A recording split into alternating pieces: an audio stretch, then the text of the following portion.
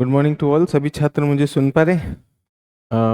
Offline भी और online भी। ऑनलाइन छात्रों के लिए सूचना, पहला सूचना की क्लास अभी प्रारंभ हो रही है 9:15 पे। क्लास थोड़ा सा डिले हुआ आज।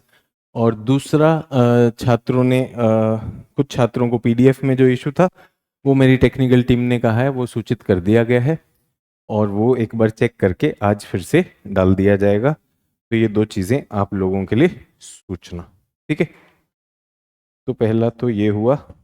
उसके बाद हम अभी तक भौतिक भूगोल कर रहे थे। भौतिक भूगोल में हमने वनस्पति कर ली, मृदा कर लिया, स्थल आकृति कर लिया, जलवायु कर लिया।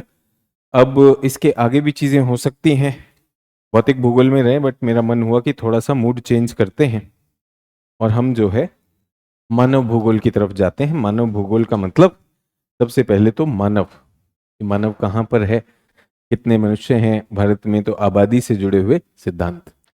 इसी में मेरा सबसे आग्रह है कि ये किताब आपने नहीं पढ़ी है और किताब का क्षेत्र नहीं पढ़ा है तो भारत की जनसंख्या नाम का एक चैप्टर है हमारे पास। साकिब कह रहे हैं sir voice and audio clear है सर, पीडीएफ मिल गया है, बहुत अच्छी बात है।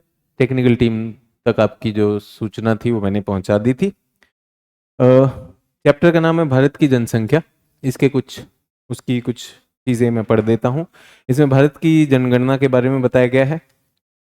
जनगणना के सिद्धांत बताए गए हैं, प्राकृतिक सिद्धांत भी हैं, कुछ सामाजिक सिद्धांत भी हैं। ये पेज नंबर 140 पर हूं मैं, ठीक है।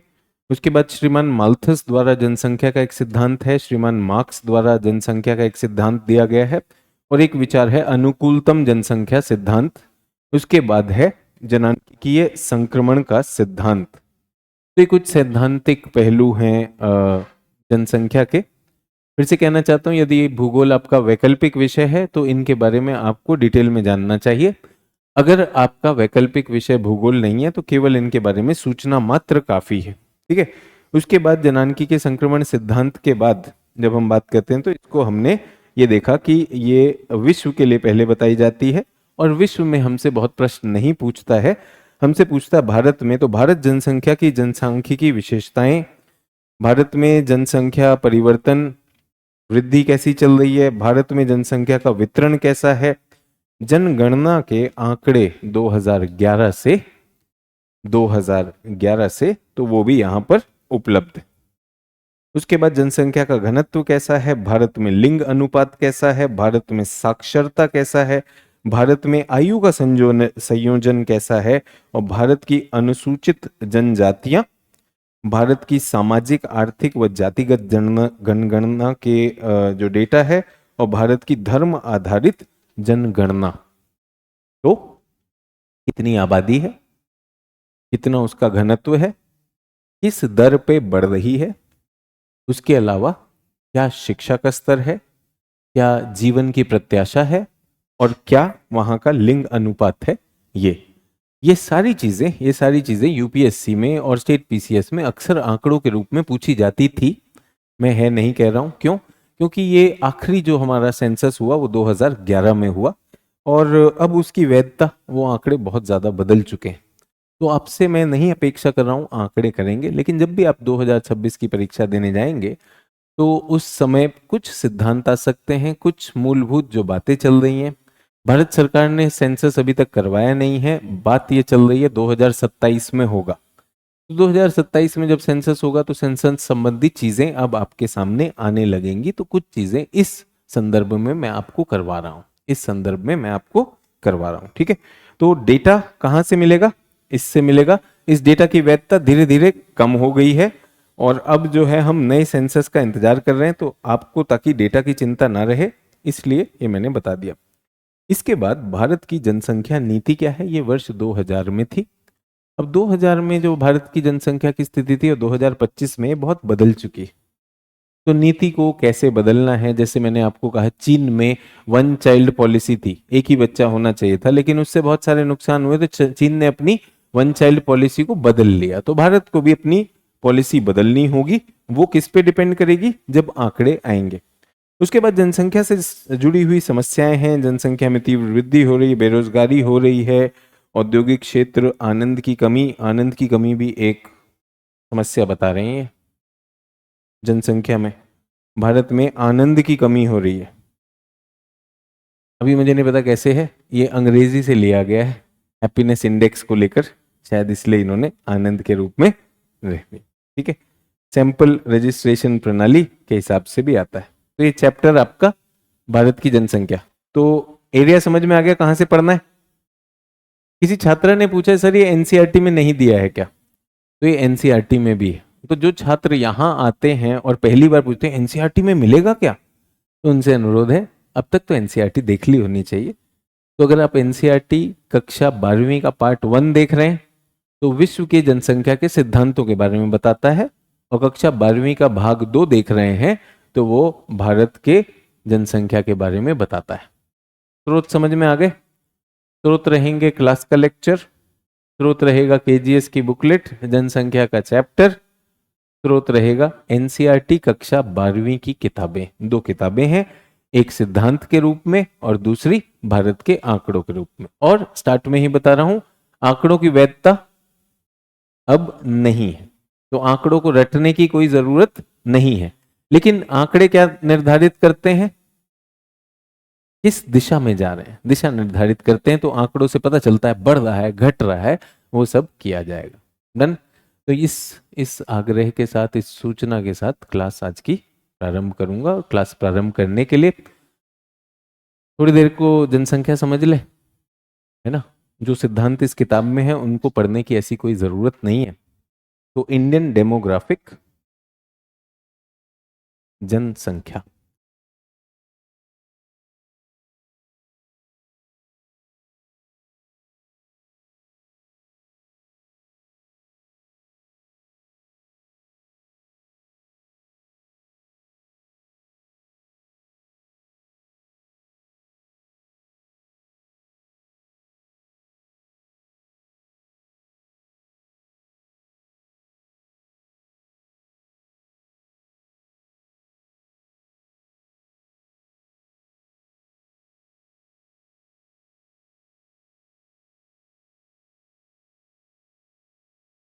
डन। तो पहली बात तो ये जनसंख्या, जनसंख्या जिसको अंग्रेजी में क्या कहते हैं, पॉपुलेशन।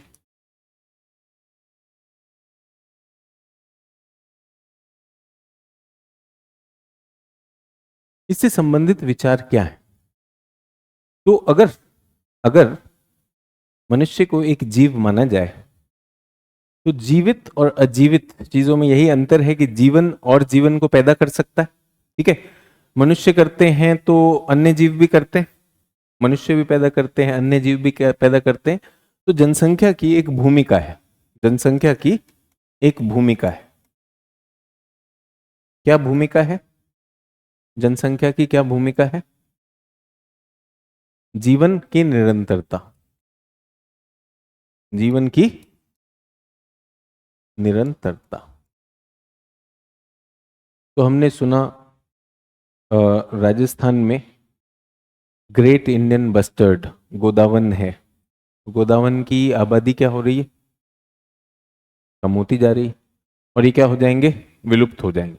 तो जनसंख्या का काम क्या है कि भाई वो जीवन तो चलता रहे, जीवन जरूरी है। तो ये सामान्य है, पहले पृथ्वी पर जीवन नहीं था, फिर जीवन आया और जीवन में रिप्रोडक्शन आया। पहले एक कोशिका थे, फिर बहुकोशिकीय हुए और फिर सभी जीव आए।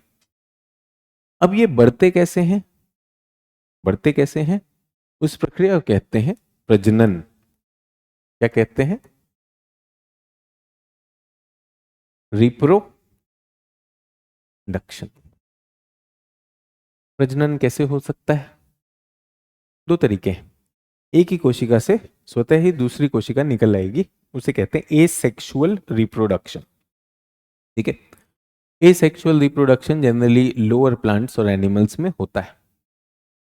जब जब हम हाई ऑर्डर प्लांट्स और एनिमल्स हो गए तो उसमें क्या हुआ, सेक्सुअल रिप्रोडक्शन, किसी भी प्रजाति का नर और मादा आसपास आएंगे और उसमें जो भी सेल का एक्सचेंज होगा उससे क्या बनेगा, एक आपका क्या बनेगा, एग और स्पर्म मिलके क्या बनाते, जाइगोट बनाते, जाइगोट बनाएंगे, फिर जाइगोट से जो भी बनेगा बनेगा। लेकिन मुर्गी तो अंडा बनाती है, कुछ भी बनता है, बनता है कि नहीं बनता। और ऐसा नहीं जीवों में, जीवों में है, ये पादपों में भी है। पादपों में भी एसेक्सुअल रिप्रोडक्शन भी होता है, सेक्सुअल भी हो सकता है, जिससे हम बात करते हैं परागण। तो फूल का जो केंद्र होता है वो उसका फीमेल पार्ट होता है, और जो स्टेपल्स होते हैं उनसे जो है पराग निकलते हैं, वो जाकर फर्टिलाइज करेगा। तो ये जीवन है, जीवन के बहुत सारे आयाम हैं, और धीरे धीरे जीवन ऐसा होता चला गया है, और हमने देखा कि यहाँ पर रिप्रोडक्शन हो रही। अब प्रजनन की जो एक दर होती है, एक क्या होती है, प्रजनन है, तो उसी के साथ क्या है, मृत्यु भी है। प्रजनन भी होगा, मृत्यु भी होगा, जो पैदा हुआ है तो मृत्यु भी होगा। और जीवन की निरंतरता इसी से होती है कि एक पीढ़ी खत्म होती है, दूसरी पीढ़ी उसके स्थान पर आ जाती है। तो अगर अगर इनका सापेक्षिक दर देखी जाए, सापेक्षिक दर अगर इनकी देखी जाए, यानी प्रजनन माइनस मृत्यु दर, प्रजनन को जन्म दर भी कहते हैं। इससे क्या हमें दर पता चल जाएगी, जनसंख्या की वृद्धि हो रही है, घटौती हो रही है ना। अगर पॉजिटिव है तो यानी जनसंख्या बढ़ रही है, अगर नेगेटिव है तो जनसंख्या घट रही है। बहुत ही बेसिक सी बात, ठीक है। तो जब प्रकृति पे सारे जीव आए, तो हर एक प्रजाति की एक पारिस्थितिकीय भूमिका भी है। क्या है, हर प्रजाति की पारिस्थितिकीय भूमिका है। क्या है, पारिस्थितिकीय भूमिका है, जिसको हम खाद्य श्रृंखला कहते हैं कि नहीं कहते हैं, खाद्य श्रृंखला। तो हिरण की एक भूमिका है, शाकाहारियों की एक भूमिका है, मांसाहारियों की एक भूमिका है। तो ये सामान्य सा जीवन के बारे में हमने बात की कि जनसंख्या जो है, अगर इसको हम बायोलॉजिकल देखें, बायोलॉजिकल अगर उसको समझने की कोशिश करें, तो ये बनता है जनसंख्या। तो हर प्रजाति की एक जनसंख्या होती है, हर प्रजाति की जनसंख्या बढ़ती है, घटती है, वो सारी चीजें आती हैं। ठीक है,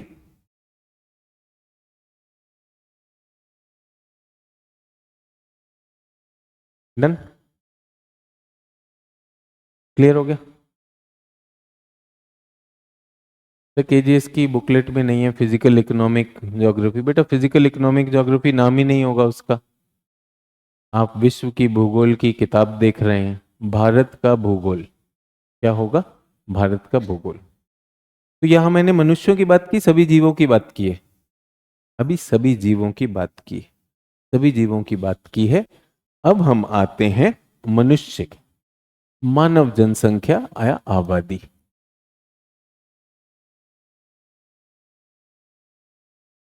मानव अब केवल एक जीव में नहीं है, मानव क्या है, अब केवल एक जीव नहीं है, मानव के पास कुछ विशेष, ठीक है।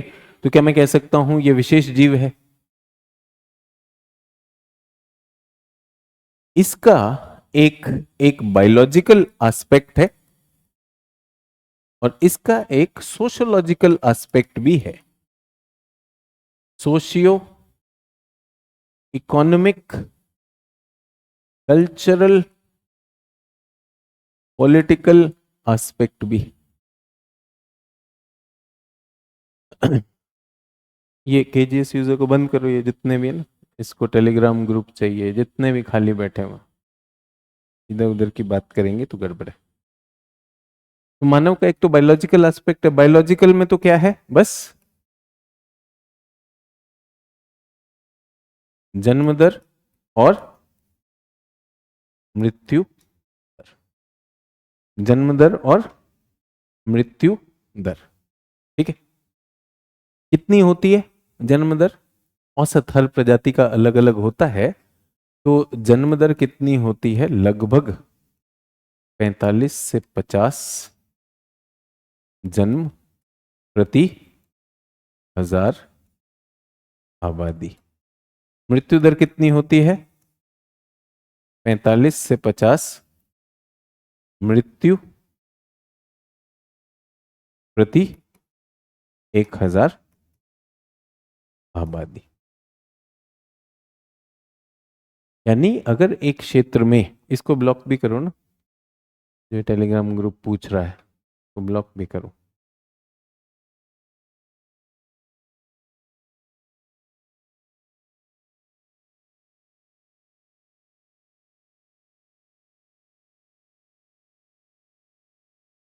ठीक है, तो अगर एक क्षेत्र में हजार की आबादी है तो औसत उस क्षेत्र में कितने बच्चे अपेक्षित हैं? 45 से 50 बच्चे होंगे। ठीक है, और अगर एक क्षेत्र में 1000 लोगों की आबादी है तो उस वर्ष में सामान्यतः कितने मर जाएंगे? 45 से 50 मर जाएंगे। डन। तो अगर 45 जन्म लेते हैं एक वर्ष में और 45 मर जाते हैं तो आबादी बढ़ेगी या घटेगी? आबादी स्थिर रहेगी। आबादी स्थिर रहेगी। तो ये जो हमारा जो मानव है, ये जो हमारा आदिम मानव, आदिम या जनजातीय मानव है, उसके बारे में मैंने आपको बताया। ठीक है, और ये प्रजाति के लिए विशेष है। क्या है? प्रजाति के लिए विशेष है। अगर यहां पे खरगोश होते तो बदल जाता। अगर मैं खरगोश लिख रहा होता तो खरगोश की प्रजनन दर 1000 में प्रोबेबली 10,000 पैदा कर देते हैं। खरगोश अलग है। चूहा देखेंगे, चूहे के बहुत सारे हो सकते हैं। हाथी का देखेंगे, हाथी का अलग होगा। तो ये क्या है? मनुष्य प्रजाति का बायोलॉजिकल, मैंने आपको बता दिया कि सामान्यतः इतना रहता है। लेकिन मनुष्य प्रजाति अब जो है आदिम मानव नहीं है। ये क्या हो गया है? आधुनिक तकनीकी मानव हो गया। ठीक है, ये क्या कर सकता है? ये जन्म और मृत्यु दर को, जन्म व मृत्यु दर को परिवर्तित कर सकता है। अगर दो ही चीजें हैं जिनसे आपकी जनसंख्या निर्धारित होती है तो वो क्या कर सकता है? इनको चेंज कर सकता है, घटा सकता है, बढ़ा सकता है। देखो, जन्म दर तो ये इतनी है, औसत है इतनी, इसको बहुत बढ़ा नहीं सकता। बढ़ाना तो तब ये होगा कि सब यूपीएससी की तैयारी छोड़कर टारगेट पे लगे हुए हैं कि भैया इतने चाहिए। तो ऐसा मनुष्य है नहीं ना। मैं कह रहा हूं पारंपरिक रूप से भी इतना ही चलता है। तो ये इतना ही चलेगा, 45 से 50। हाँ, ये जरूर है कि चलो भाई यूपीएससी पहली प्राथमिकता, बच्चे बाद में हो जाएंगे। कम जरूर कर सकता है। क्या कर सकता है? कम कर सकता है। उसी तरह से मृत्यु दर को भी कम कर सकता है। लेकिन मृत्यु दर बढ़ भी सकती है किससे? जैसे कोविड के समय बढ़ गई, युद्ध काल में बढ़ गई, तो बदल सकती कि नहीं बदल सकती? बट वो चीजें तो अन्य जीवों के लिए भी होती हैं। अगर कोई आपदा आई, जैसे डायनासोर थे तो डायनासोर विलुप्त हो गए, क्यों? क्योंकि एक आपदा आ गई, वो मर गए। तो ये जो है, आप अपनी जन्म दर को तो ये मान के चलिए उच्च है, ये काफी क्या है, ये वेरी हाई है। ये क्या है? हाई है। ये इनको कम कर सकता, अगर चाहे तो, कम कर सकता। और एक और चीज करता है, अब ये तकनीकी रूप से हो गए, भारी रूप से क्या कर सकता है? प्रवसन भी कर सकता है। तो प्रवसन तो पहले होता था, वो आज भी होता है। आज प्रवसन में हवाई जहाज है आपके पास, तेजी से हो सकता है कि नहीं हो सकता? पूरे के पूरे देशों में कानून हो सकता है, रेफ्यूजीज हो सकते हैं, हवाई जहाज से उठाकर ले गए, पानी के जहाज से ले गए, तो बहुत सारी चीजें हो सकता है कि नहीं हो सकता? तो वो भी हो सकता। डन। तो ये हमारा हो गया जन्म दर, मृत्यु दर और परिवर्तित करने के कारक हो गए। ठीक है, उसके बाद इसकी इसकी सामाजिक व सांस्कृतिक आवश्यकताएं। ठीक है, एक भालू है, एक भालू घूम रहा है। ठीक है, भालू शाम को बोर नहीं होता है। भालू को शाम को ये नहीं कि इंस्टा की कोई रील देख लूं, कुछ कर लूं, यार कोई बात करने को नहीं है। भालू का एक ही काम है, क्या करना है? भालू का एक ही काम है, खाना ढूंढना है। खाना ढूंढना, अपनी सुरक्षा, खाना पीना मिला, चिल करके भालू जो है सो रहा है। तुम्हारी तरह नहीं, अरे यूपीएससी कर लूं, जीवन में कुछ बनना है, ये वो। शाम को भलुई होती तो बात कर लेता, अब भलुई है ही नहीं। तो कितने समय तक भलुई नहीं होगी? लेकिन एक समय ऐसा आएगा, भालू हीट में आएगा, भालू के अंदर की एक कामुकता पैदा होगी, वो भी बायोलॉजिकल है। तब वो भलुई को ढूंढेगा, और फिर वो प्रजनन करने के बाद ये नहीं कि अब मुझे अच्छा लग रहा मैं तुम्हारे साथ ही रहूंगा यहां पर। अब बच्चे हो गए, अब भालू चला जाएगा। मनुष्य का क्या है, एक तो शाम को अकेला है, शराब भी नहीं मिल रही है, एनसीईआरटी पढ़ने का मन नहीं है, किसी से तो बात करे, तो ये क्या है, सामाजिक। तो सामाजिक में मनुष्य सामाजिक प्राणी है, उसको और लोग चाहिए, और लोग चाहिए। फिर साथ में बैठे बैठे अचानक कीर्तन करना शुरू किया, कीर्तन की लत लग गई है। अब जब तक कीर्तन नहीं होगा तो कीर्तन करेगा ही करेगा, ठीक है। इसका कीर्तन मुझे अच्छा लगता है तो इस मंडली का हिस्सा हूं, इस कीर्तन मुझे अच्छा नहीं लगता, इस मंडली से मुझे नफरत है, इस कीर्तन को मैंने ये धर्म कहा, उस कीर्तन को मैंने ये धर्म कहा। बचपन से बता दिया गया कि ये धर्म ऐसा, वो धर्म ऐसा, हमने सुन भी लिया और बचपन में हमारे अंदर वो बातें डाल दी गई। धर्म पे ही नहीं, जाति पे भी डाल दी गई। धर्म, जाति, बोली, संप्रदाय, हमने क्या किया, अपनी अपनी संस्कृति बांट ली। सही गलत मुझे नहीं पता है। अब एक बात बताइए, हर बात पे अगर आपके माँ बाप टोका टाकी करें तो दिक्कत होगी कि नहीं? तो एक काम करते, बचपन से कुछ बातें हमारे अंदर डालना शुरू कर देते और उनको क्या नाम दे देते हैं, ये धर्म में लिखा है, ये जाति में लिखा है, ऐसे ही बड़े लोग कह के गए हैं। अब क्या हो गया, आपका सॉफ्टवेयर बचपन से ही चरस जा रही है, ठीक है। अब आप बड़े होते हैं, ये पाकिस्तान से है, ओहो बहुत दुष्ट लोग होते हैं, जहां मिले मारो। अब क्योंकि ये कहां गया है, ये चरस हमारे अंदर जा चुकी, वहां पाकिस्तान में भी चरस जा चुकी। होता क्या है, फिर दोनों की नौकरी लग जाती है, दोनों के दोनों लंदन में पहुंचते हैं और दोनों लंदन में काम कर रहे हैं, इधर पाकिस्तानी इधर भारतीय। सुना तो था ये पगला होता है, तो ठीक लग रहा है यार, इसको तो काम भी आता है, मैंने तो सुना है पढ़ा लिखा भी नहीं है कि नहीं। दोनों के दोनों बाद में दोस्त हो जाते हैं, दोस्त हो जाते हैं, दोनों को समझ में आया इतने समय से जो चरस पिलाई जा रही थी वो तो है ही नहीं, ये भी, इसको भी वही चिंता है, इसको भी, इसके भी माँ बाप की सेहत खराब चल रही है, मेरे माँ बाप की भी सेहत खराब चल रही है, मैं भी हूं यहां पर भी हूं। अच्छा, दोनों को लंदन में, एक हिंदू है एक मुसलमान है, दोनों को लंदन में पैसे की कमी पड़ रही है। भाई यार खाना कहाँ खाएं, आज खाने की किल्लत हो गई है। तो ना हिंदू ना मुसलमान, एक गुरुद्वारे में आज लंगर है, दोनों पहुंच जाएंगे, लंगर लेके आ जाएंगे। फिर अचानक लगा यार ये तो सिख धर्म भी कोई दिक्कत नहीं, वहां सिख से भी दोस्ती हो गई। बट बचपन से क्या चल रहा था, बचपन से चिलम चल रही थी, ऐसी ऊंची जाति नीची जाति चल रही है। कौन कर रहा है, बचपन में एक ने गधे टाइप ने बोल दिया नारी नरक का द्वार, नारी, अब बोल दिया गधे ने तो बोल दिया। अब क्या हो गया, पुरुष और स्त्री में भेद आ गया कि नहीं आ गया, पुरुष और स्त्री में भेद आ गया। चुटकुले भी बनेंगे तो ऐसे ही बनेंगे कि लड़के में ये समझ होती, लड़की में ये समझ होती है। धीरे धीरे क्या होगा, हमारी मनोवृत्ति क्या हो जाएगी, उसमें विकार आने लगेंगे। कौन कर रहा है, मनुष्य। उसके बाद आर्थिक, तुम क्षत्रिय हो, तुम वैश्य हो, तुम ब्राह्मण हो, ये सारी चीज तुम्हारी गतिविधि क्या है सारी वो बता दी। ये बिजनेस क्लास है, ये नौकरी करेगा ये नहीं करेगा, आर्थिक चीजें आ गई, अमीर लोग ऐसे गरीब लोग ऐसे, भेदभाव, सारी चीजें हो गई। आ रहा है कि नहीं आ रहा? कभी ऐसा नहीं होता कि शेर जो है अपने बच्चों को बता रहा है इधर आ, तूने देखा वो वाला, वो जो भेड़िया है ना, वो लोअर कास्ट है? कैसे है? शेर बताएगा खाना खा लियो, नहीं तो तूने नहीं खाया तो भेड़िया खा के चला जाएगा, ये बात बताई जाती है। तो हमारे अंदर पूरा पूर्वाग्रह कहां से आ जाता है, सामाजिक, आर्थिक, राजनीतिक भी आता है कि नहीं आता है? राजनीतिक भी आता है। राजनीतिक के मजे से उनको सब दिखाई दे रहा है, जहां उनका लाभ होता है, लेकिन समाज में क्या कर देंगे, अंग्रेजों ने क्या किया, भारत में डिवाइड एंड रूल, सब में फूट डाल दी कि नहीं डाल दी? फूट का फायदा क्या है, और ये मनुष्य ही चला जा रहा है, मनुष्य ही चला जा रहा है। समझ में आया?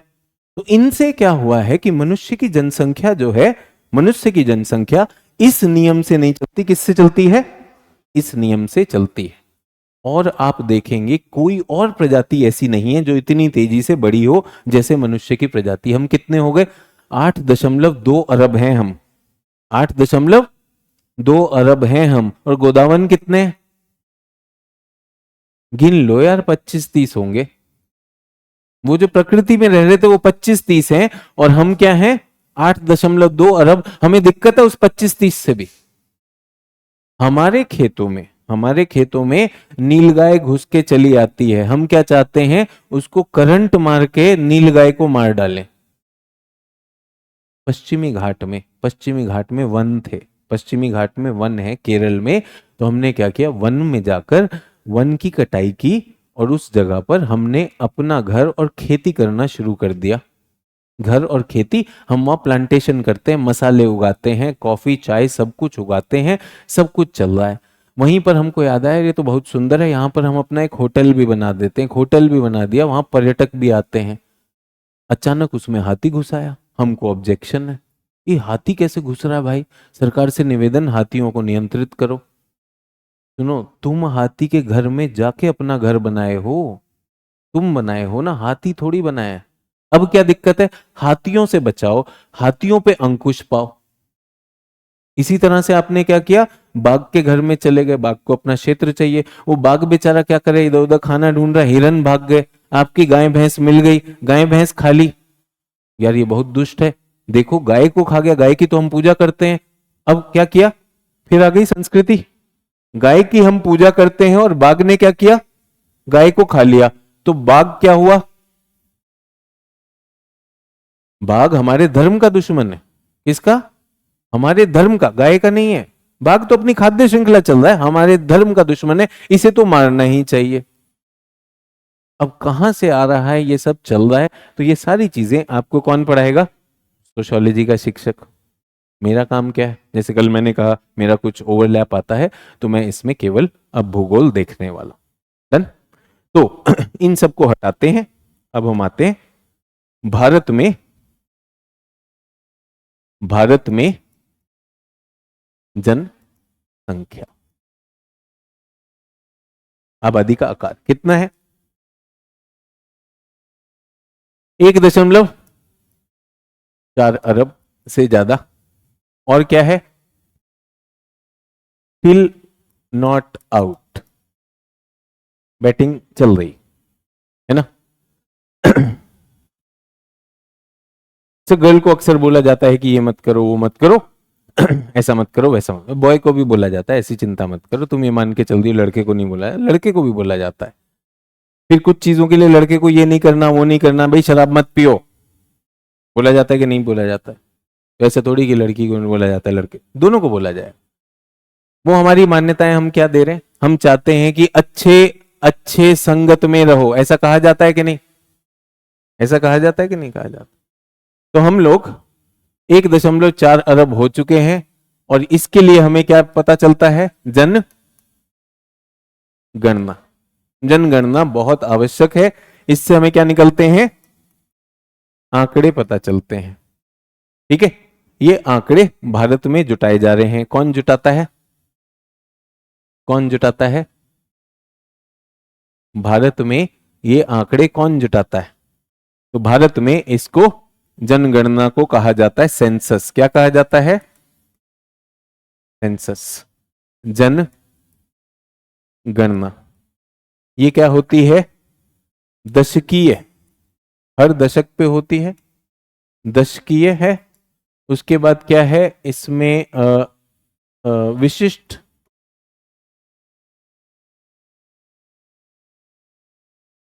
क्षेत्रों में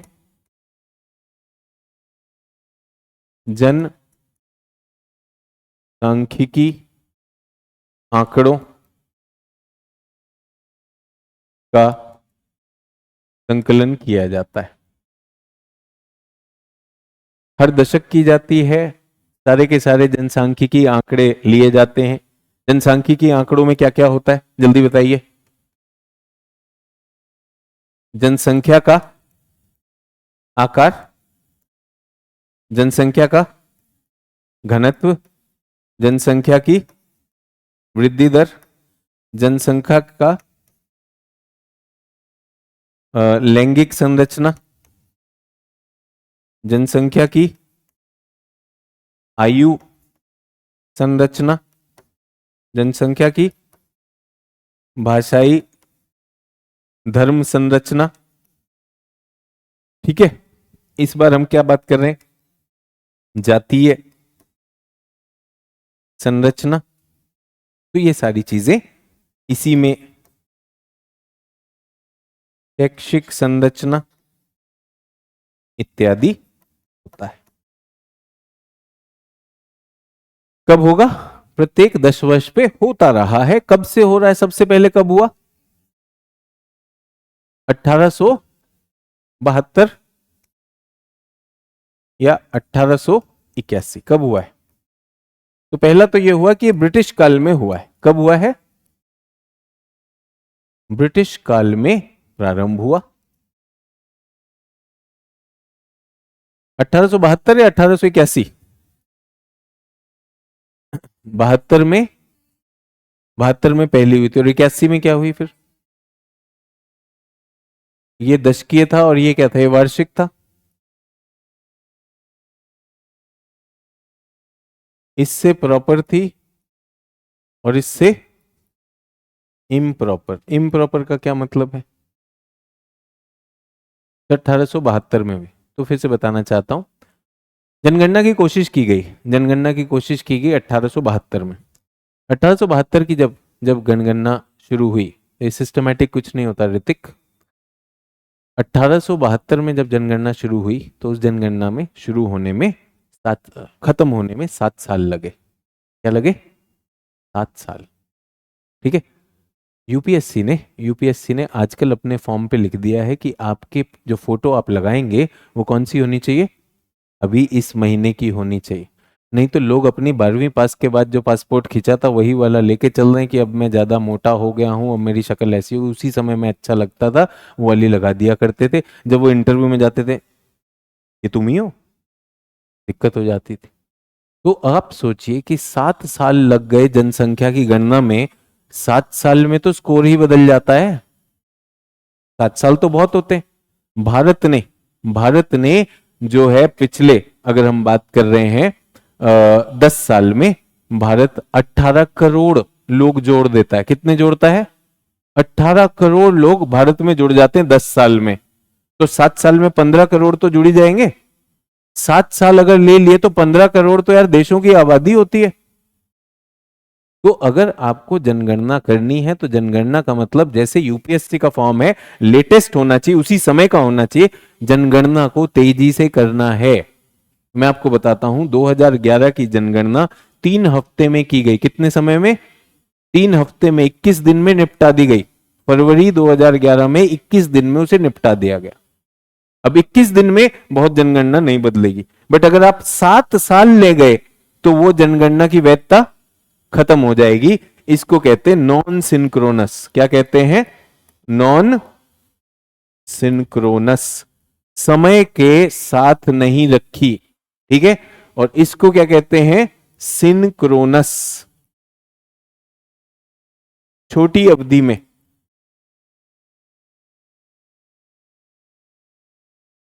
तो जो हमारा पहला सेंसस है वो कहां से माना जाता है? 1881। 1881 क्लियर हो गया। 1872 वाले में क्या दिक्कत थी? सिस्टमैटिक नॉन सिस्टमैटिक नहीं, नॉन सिंक्रोनस और सिंक्रोनस। सिंक्रोनस मतलब होता है समय के हिसाब से आपने एक छोटी अवधि में एक फोटो खींच ली। सेंसस का मतलब आपकी आबादी की उस समय की फोटो, तो वो वहां पर खींची थी, ये होता है। सेंसस कौन करता है? Census commissioner of India, office of registrar general and census commissioner of India. ये गृह मंत्रालय के तहत आता है। ठीक है। एक विशेष पोजीशन है, registrar general and census commissioner of India, RGI कहते हैं। क्लियर हो गया। तो 1881 से शुरू हुआ, 2011 का हमारा आखिरी सेंसस है। 2011 का सेंसस हमारा आखिरी सेंसस है जिसके हमारे पास आंकड़े हैं। डन। सेंसस के नहीं होने में कोई दिक्कत? 2011 के बाद अभी तक नहीं हुआ, क्यों नहीं हुआ पहले तो ये बताइए। 10 साल में होता है तो 2021 में होना चाहिए था, क्यों नहीं हुआ? कोविड आ गया सर, कोविड आ गया। ठीक है सर, चीन ब्रह्मपुत्र नदी पर बांध बना रहा है, इसको इसको बांधा जाए। हाँ जी। तो 2021 में होना चाहिए था, 2021 में क्या आ गया? कोविड आ गया। तो कोविड में क्या सेंसस नहीं हो सकता था? सर कोविड जो है संक्रामक बीमारी थी सर, अगर आप जाएंगे, अगर आप जाएंगे तो फिर आपको कोरोना हो सकता है। ठीक है, तो मैं आपको लिखने की जरूरत नहीं है, सेंसस की प्रक्रिया बता देता हूं। सेंसस की प्रक्रिया 2 राउंड में होती है। सेंसस की प्रक्रिया 2 राउंड में होती है। पहला राउंड कहलाता है हाउस होल्ड काउंटिंग। क्या गिने जाते हैं? घर गिने जाते हैं। क्या गिने जाते हैं? घर। ये कितने घर हैं? घर मोहल्ले गिन लिए कि इस मोहल्ले में 12 घर हैं, सूची बना ली।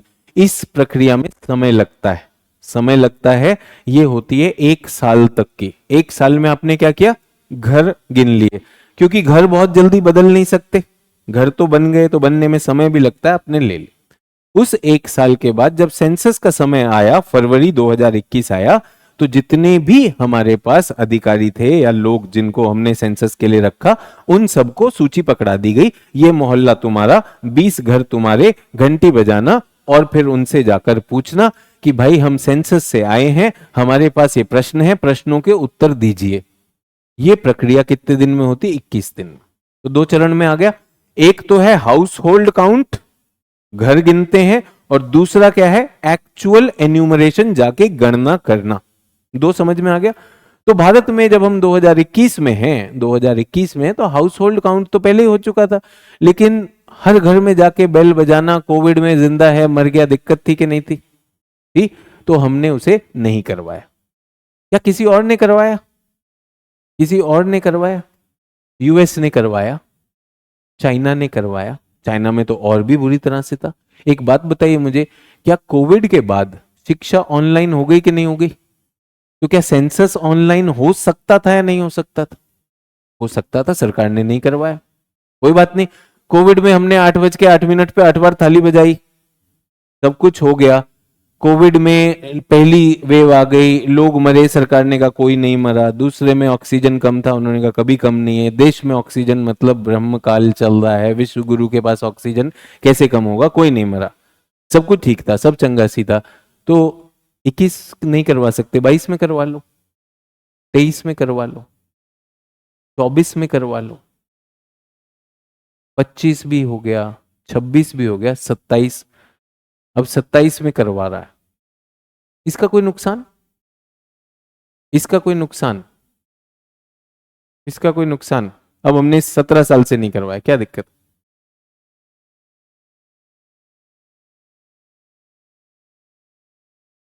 ओ, इसका नुकसान ही होगा, बाहरी लोग जो हैं यहाँ पर आके रह लेंगे। बिहार में तो रह नहीं पा रहा बिहार का व्यक्ति, महाराष्ट्र में जाके पिटाई हो रही उसकी।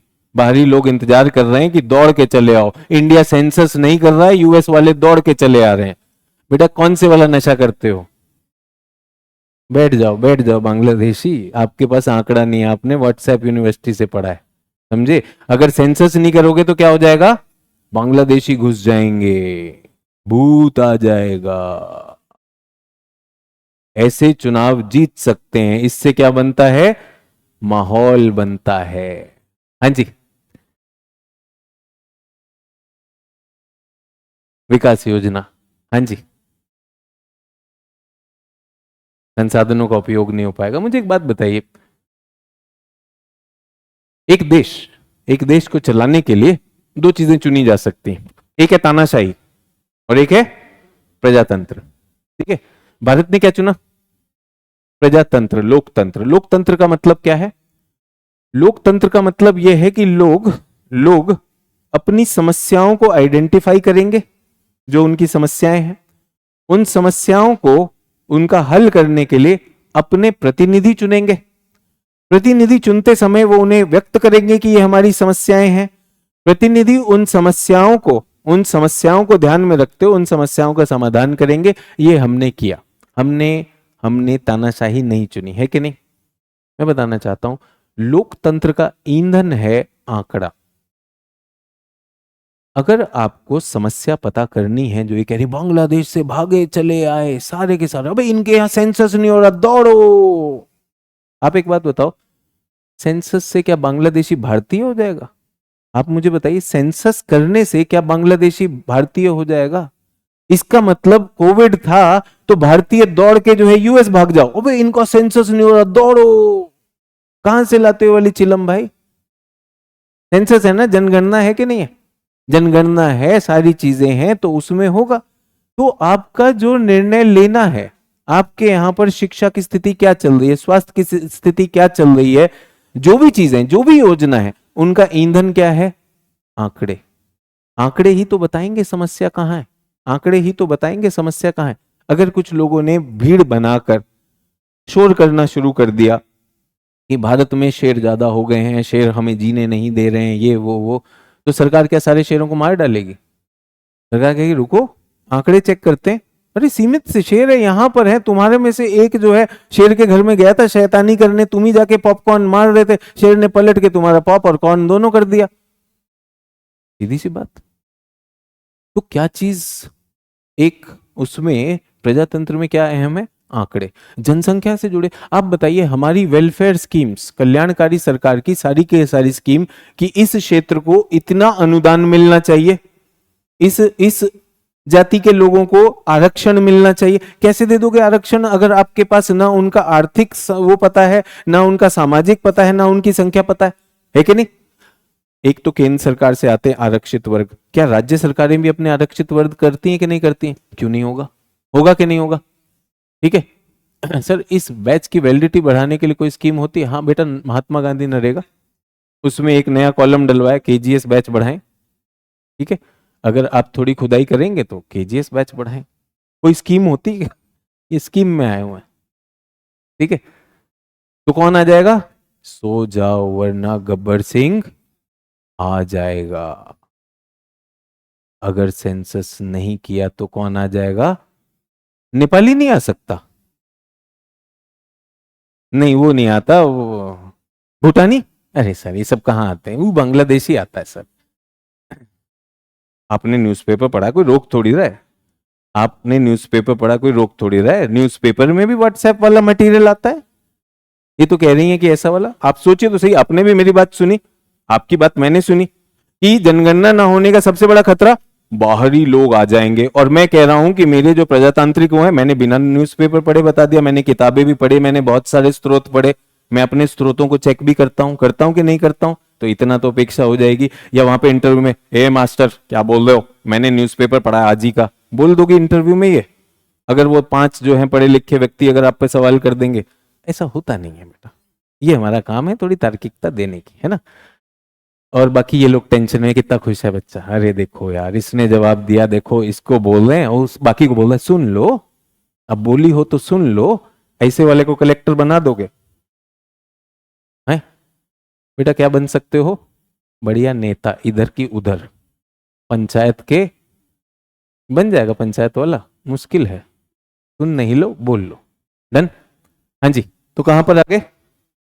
सेंसस चल रहा है, और सेंसस 2 भागों में होता है। कब से सबसे पहला हुआ? 16वीं जनगणना कब हुई है? 2021 में होनी थी। अभी कौन सी चली है? 15वीं हुई है, 15वीं हुई है। भारत में पहली जनगणना 1865 में शुरू हुई थी, 72 में समाप्त हो गई। बहुत लंबा समय लगा था, इसलिए हमने जो जनगणना की है, जिसको हम समकालिक कहते हैं। समकालिक जनगणना क्या होती है? 1881 में हुई है। भारत का अंतिम कब हुआ? 2011 में। वो क्या था? 15वां था। उसके हिसाब से आबादी, उसके हिसाब से जो हमारी आबादी थी वो कितनी थी? अधिक आबादी वाला राज्य तो खैर उत्तर प्रदेश की बात आ गई।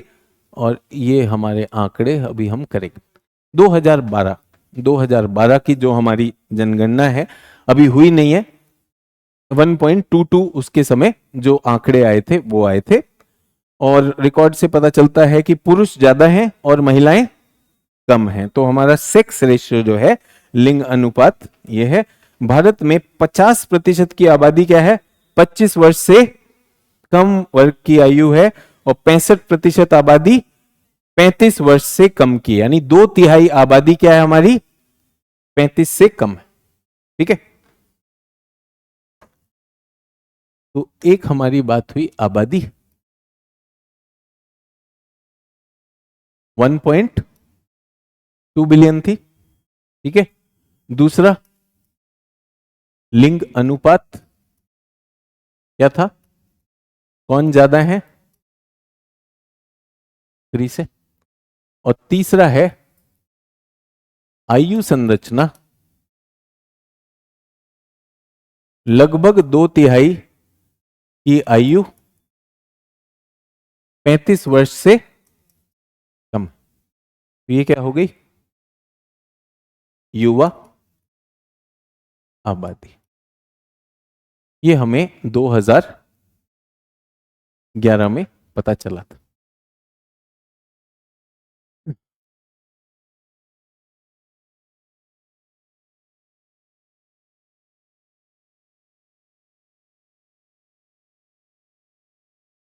करीना गुप्ता लिख रही हैं, तो जाति जनगणना करना क्या जरूरी है, क्या जाति खत्म नहीं की जा सकती?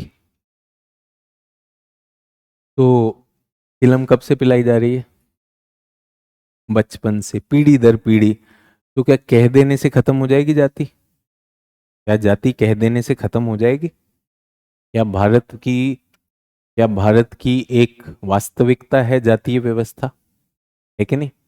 तो ये जो ऐसी वाली बातें करने लगते हैं बहकी बहकी की सर जाति व्यवस्था कम नहीं कर सकते, ये थोड़ी है कि संविधान की धारा है जिसका संशोधन करके हटा दिया। जाति कहाँ पे चली गई है, हमारे मन मस्तिष्क मनोवृत्ति में चली गई है। अब सरकार चाहे हटाए चाहे ना हटाए, ठीक है, समलैंगिकों को अधिकार देना है, क्या समलैंगिकों को समलैंगिक विवाह का अधिकार मिल जाएगा? सर अब देखो इंसान तो इंसान है सर, समलैंगिकता अक्सर क्या जायज नहीं हो सकती? हमारी एक सोच भी है ना, सोच है कि नहीं? तो जो चीज यहां पर है उसको करीना गुप्ता जी आनंद के लिए सवाल करने का क्या मतलब?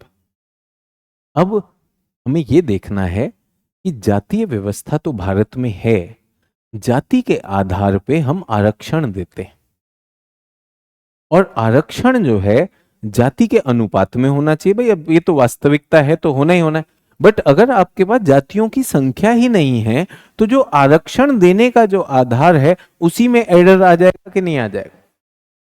ठीक है, यदि यदि किसी व्यक्ति का त्वचा का रंग सांवला है, कृष्ण है, गाढ़ा है या गोरा है, तो उसे उसके साथ ही जीना चाहिए कि नहीं जीना चाहिए? क्रीम लगानी चाहिए, फेयरनेस क्रीम, फेयरनेस क्रीम लगाओ। सर ऐसा नहीं हो सकता रंग के हिसाब से बदल जाए? भारत में अभी भी फेयरनेस होती कि नहीं होती है? फेयरनेस क्रीम इसीलिए तो बिकती है, हम त्वचा के रंग पे अभी भी पागल हैं। लड़कियां तो लड़कियां, लड़के भी लगे हुए हैं गोरा होने में, न जाने धुल के क्या मिलेगा बे। दिल का साफ हो चाहे ना हो, त्वचा का साफ होने की कोशिश कर रहा है। तो ये जो बेकार की वो है कि सर क्यों कर रहे हैं सर गणना, सर क्या बंद नहीं हो सकता? कुछ थोड़ा सा वास्तविकता में आ जाओ, ये भारत की सच्चाई है। तो जनगणना करवाने से क्या होगा, हमारे पास आंकड़े होंगे, और सच में सामाजिक न्याय अगर देना है, इसकी सोच क्या है, सामाजिक न्याय। आरक्षण क्या करता है? आरक्षण एक तरह का सामाजिक न्याय देता है, लेकिन जो न्याय से वंचित हुआ उसी को तो देना है, जो न्याय से वंचित हुआ है उसे देना है, और उसको सही अनुपात में देना है। अनुपात कैसे आएगा? उस निर्णय का ईंधन क्या है? आंकड़े। उसके लिए आंकड़े की जुटाई जा रही। लेकिन राजनीतिज्ञ क्या करेगा, जब मन होगा जाति में बांटेगा, गठबंधन बनेगा, कौन सा बनेगा? पिछड़ा गठबंधन, अति पिछड़ा गठबंधन, अगड़ा गठबंधन। चुनाव के लिए वो ये करेगा, वरना जब सेंसस करना होगा, अरे देश को बांट क्यों रहे हो? तुम ही देश के ठेकेदार हो, जब मन करता है बांटते हो, जब मन करता है जोड़ देते हो। तो तुम्हारे समीकरण चल रहे हैं, हम क्यों कठपुतली बने? सोचने की बात है। ठीक है, तो जाति व्यवस्था ऐसे आपके और मेरे बोल देने से खत्म नहीं हो जाएगी। वो कहीं ना कहीं जो हमने कहा, मनुष्य जो है बायोलॉजिकल एनिमल नहीं है, क्या है? सामाजिक एनिमल है, इसलिए ये होता है। अब इसी में मुझे बताइए, स्त्री जो है सेक्स रेशियो लिंग अनुपात क्यों कम है? राजस्थान में, हरियाणा में, जम्मू कश्मीर में, पारंपरिक रूप से पंजाब में जो है लिंग अनुपात कम है। सर ये लड़कियों के साथ भेदभाव क्या खत्म नहीं हो सकता? हाँ बेटिया, बटन दबा दो, कल से सब चंगा सी। ऐसा होने वाला है क्या? तो जो समाज में आ गए, और मुझे बताइए अगर आप इस समाज के टच में नहीं है और आप आईएएस बनते हैं तो क्या इस सामाजिक व्यवस्था में आप चल सकते हैं? तब तो आपको पता ही नहीं, तब तो आप एनआरआई हैं। अगर आप ऐसी बात कर रहे हैं तब तो आप चीजों से सम्मिलित ही नहीं है। ठीक है, 2000 आज मैं किस में हूं? 24-25 में। तो हमारे पास आधिकारिक आंकड़े तो नहीं है, आधिकारिक आंकड़े हमारे पास नहीं है, लेकिन ऐसा है कि हमारी आबादी कितनी हो गई है? 1.43 या 4 मान लीजिए, इतनी हो गई। ये सेंसस से नहीं आता, किससे आ जाता है? यूएन के है आधिकारिक, ये प्रत्यक्ष नहीं अप्रत्यक्ष स्रोतों से आ जाता है। किससे आता है? अप्रत्यक्ष स्रोत से आता है। ठीक है, यहां पर हमारी आबादी तेजी से बढ़ रही थी। क्या कर रही थी?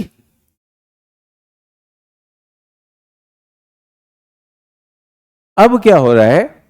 बढ़ोतरी में, बढ़ोतरी अभी भी है, बट क्या हो रहा है? मंद गति से हो रहा है। पुरुष और स्त्री में जो हमारा लिंग अनुपात था, लिंग अनुपात में सुधार भी देखा जा रहा है। ये सेंसस बता रहा है या अप्रत्यक्ष डेटा आ रहा है? कुछ यूएन से आ गया। किससे आ गया? यूएन ने दे दिया। एक हमारा है नेशनल फैमिली हेल्थ सर्वे। क्या नाम है? नेशनल फैमिली हेल्थ सर्वे, राष्ट्रीय परिवार स्वास्थ्य सर्वेक्षण। इसकी 5वां राउंड चल रहा है, उसमें हमें कुछ जानकारी इसके बारे में भी मिली। तो भारत की जनसंख्या अभी भी बढ़ रही है। भारत देश दुनिया का सबसे अधिक आबादी वाला देश हो गया है। भारत दुनिया का सबसे अधिक आबादी वाला देश हो गया है। पहले चीन हुआ करता था, हमने चीन को ओवरटेक कर लिया। अब हम सबसे अधिक आबादी वाले देश हो गए हैं। हमारी जनसंख्या अभी भी बढ़ रही है, लेकिन उसकी बढ़ोतरी की दर क्या हो गई है? अब कम पड़ गई है। हम अपेक्षा कर रहे हैं ये कम होते होते अब ठीक हो जाएगी। ठीक है, भारत में विश्व की 17% आबादी कहां पर है? 17% आबादी। डन। आंकड़ों ने हमें यह भी बताया कि उत्तर प्रदेश भारत की सबसे ज्यादा आबादी वाला राज्य है। ठीक है, उत्तर प्रदेश सबसे ज्यादा आबादी वाला राज्य है। ये 200 मिलियन पार कर चुका है। ये क्या कर चुका है? 200 मिलियन पार कर चुका है। और क्योंकि ये इतना ज्यादा है तो इसकी आबादी विश्व में चौथी सबसे बड़ी पॉलिटिकल इकाई की आबादी हो गई। तो भारत हो गया, चीन हो गया, यूएस हो गया, यूएस के बाद लगभग उत्तर प्रदेश, इतनी आबादी। ठीक है, और ये भारत की 17% आबादी लिए हुए। विश्व की 17% किसके पास? हमारे पास। हमारी 17% किसके पास? उत्तर प्रदेश के पास। और अभी भारत में आबादी बढ़ रही, जो मैंने आपसे कहा, दक्षिण भारत में आबादी बढ़नी बंद हो चुकी है, बल्कि वहां पर आबादी कम होने लगी है। आबादी बढ़ाने वाले क्षेत्र कौन से हैं? उत्तर प्रदेश और बिहार। उत्तर प्रदेश और बिहार जो हमें डेटा आता है ये। अब मुझे बताइए बिहार को क्या चाहिए? स्पेशल स्टेटस की मांग करता है कि नहीं करता है?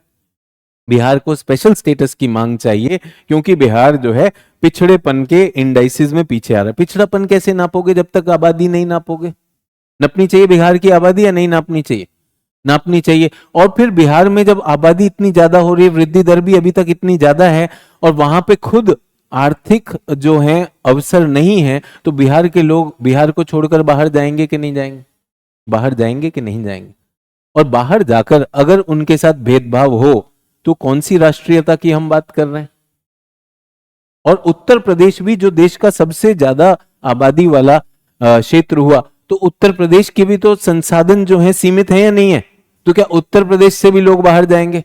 उत्तर प्रदेश से लोग, बिहार से लोग बाहर कहां जाएंगे? जहां आबादी कम होगी। आबादी कम कहां है? दक्षिण भारत। दक्षिण भारत में न केवल आबादी में स्थिरता आई है, अपितु उनकी आर्थिक और शैक्षणिक स्थिति भी ज्यादा है, तो वहां पर उद्योग भी ज्यादा है, आर्थिक अवसर भी ज्यादा है। तो यूपी और बिहार के लोग कहां जाएंगे? सतपुड़ा के दक्षिण में जाएंगे। दक्षिण जो है हमारा भाषाई आधार पे द्रविड़ भाषाओं का क्षेत्र है, और हम क्या है? उत्तर भारत में इंडो आर्यन भाषाओं का क्षेत्र है। भाषाओं में अंतर आ गया। बचपन से बताया जाता है अजनबियों से बचो, और एक अजनबी कारण हो सकता है, दूसरा जो आपसे भाषा अलग बोलता हो। तो क्या दक्षिण भारतीय लोगों का भाषा में अलग महसूस करना स्वाभाविक है या नहीं है? अब वो ये कह रहे हैं कि भाई ये क्यों आ रहे हैं, अब वो ये कहना शुरू कर दें कि ये हमारी नौकरी खा रहे हैं, तो मुझे बताइए ये राष्ट्र को जोड़ रहा है या राष्ट्र को तोड़ रहा है?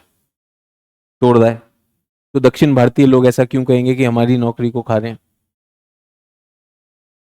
वो क्यों कहेंगे ऐसा? दक्षिण भारत में आंध्र प्रदेश ने, सोचिए, सरकार ने नीति दी है, सरकार ने नीति दी है कि बच्चे और पैदा करो। जब भारत की जनसंख्या हम क्या करना चाह रहे हैं? नीचे करना चाह रहे हैं, तो दक्षिण भारत में आंध्र प्रदेश में जो है बात की जा रही है और वो करो।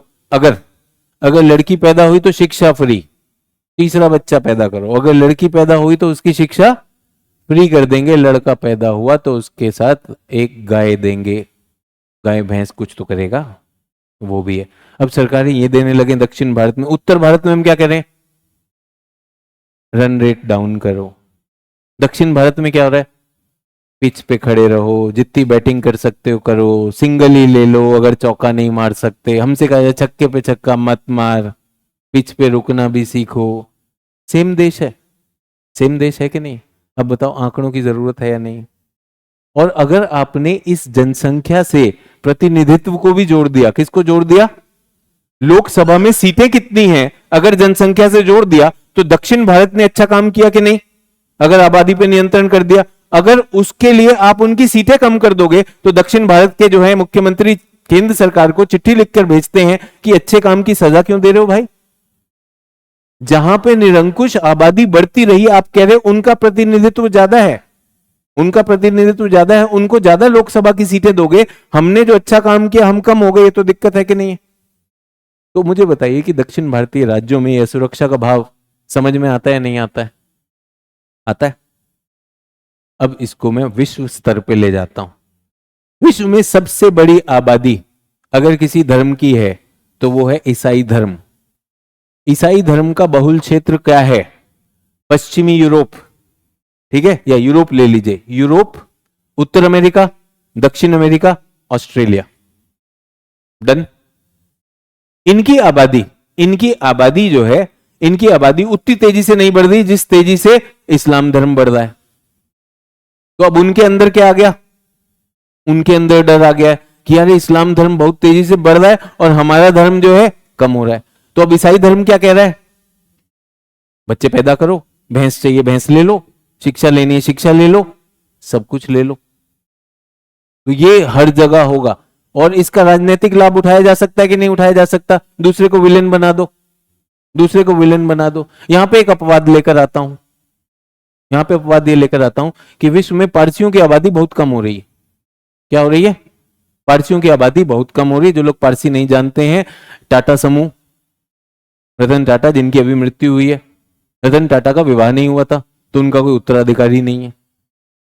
सोचिए इतने बड़े समूह का, इतने बड़े समूह को चला रहे हैं, टाटा समूह है, पैसे की तो कोई कमी नहीं है, शिक्षा की कोई कमी नहीं है, उनको गाय भैंस भी नहीं चाहिए थी बच्चे पैदा करने के लिए, है कि नहीं? रतन टाटा को अगर शादी करनी होती तो ऐसा था कि उसको लड़की नहीं मिलती? नहीं मिलती, मिल सकती थी।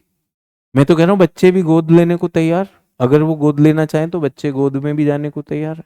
रतन टाटा गोद ले रहा है, मैं हाथ खड़ा कर दूं?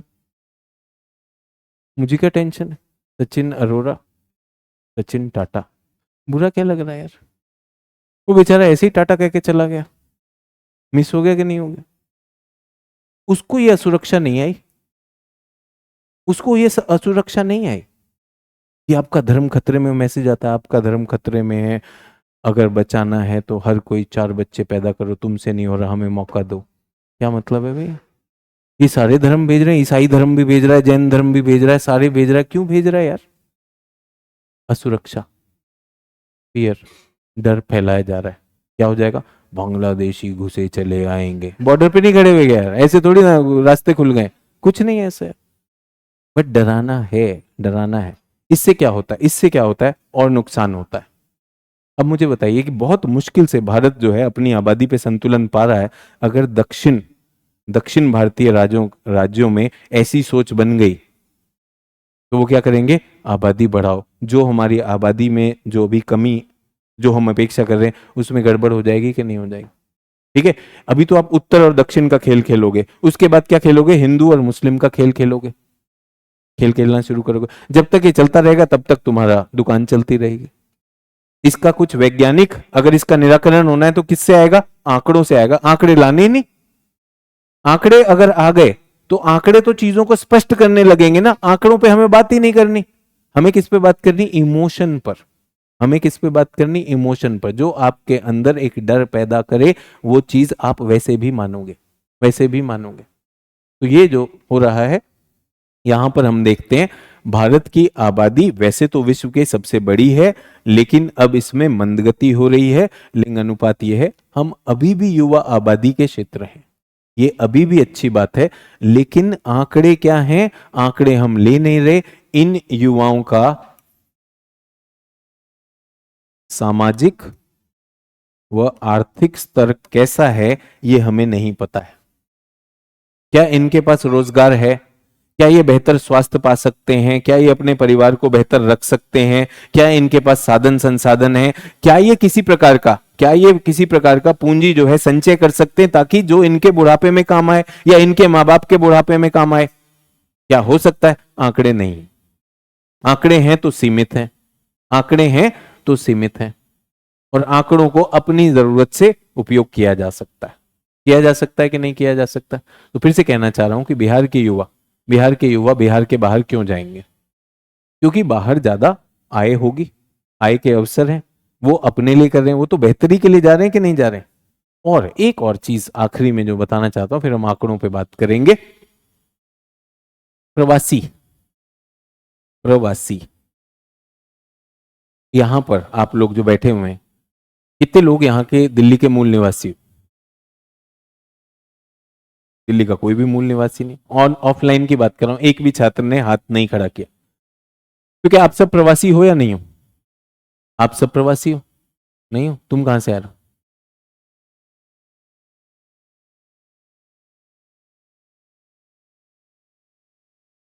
क्या कह रहे हो?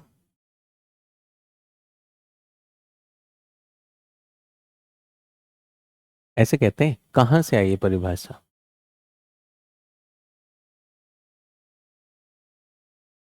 सर ने बताया ना, फिर से बता रहा हूं। प्रवासी की भाषा पर कोई भी ऐसा मानक परिभाषा है नहीं। 7 दिन गैर शैक्षणिक कार्य के लिए अगर हो, शिक्षा के लिए अगर आए हो, यूनिवर्सिटी में अगर आके रह रहे हो, आप मणिपुर से हो और दिल्ली में रह रहे हो, तो आप प्रवासी नहीं माने जाओगे। आप भारत के हो और लंदन में जाके पढ़ रहे हो, आप प्रवासी नहीं माने जाओगे। 7 दिन का मजा तो ले लिया। मैंने इसीलिए स्रोत पूछ लिया कि नहीं पूछ लिया? सर वो ना किताब में लिखा था। कौन सी किताब? ये भी पूछ लिया हम तो ये भी पूछ रहे हैं। आज ही अभी चेक कर लो यूएन का माइग्रेशन का क्या डेफिनेशन है, वो हम देखेंगे नहीं। 7 दिन गैर शैक्षणिक। मुझे ये बताइए कि भारतीय लोग जो कनाडा में पढ़ रहे हैं, भारतीय लोग जो यूएस की यूनिवर्सिटी में पढ़ रहे हैं, वो प्रवासी माने जाएंगे कि नहीं माने जाएंगे? कहां गई परिभाषा? अब बताओ 7 दिन का क्या करोगे? माइग्रेंट नहीं माने जाएंगे वो वहां पर जो पढ़ रहे हैं, या उनके लिए कोई और श्रेणी है? दामाद हैं वो? क्या लिखो, क्या लिखोगे? कोई तो श्रेणी बताएगी, समाज में ही बताई होगी। इतनी जल्दी हम फैन बन जाते हैं, फैन क्लब बहुत जल्दी बना लेते हैं हम। मैं तो आपसे पूछ रहा हूं, मैं तो व्यवहारिक पूछ रहा हूं, कैसे करोगे? प्रवासी हैं, उसके बाद शिक्षा खत्म हुई, शिक्षा खत्म हुई, आपके वीजा होते हैं। तो आज की डेट में हमारे पास क्या होते हैं?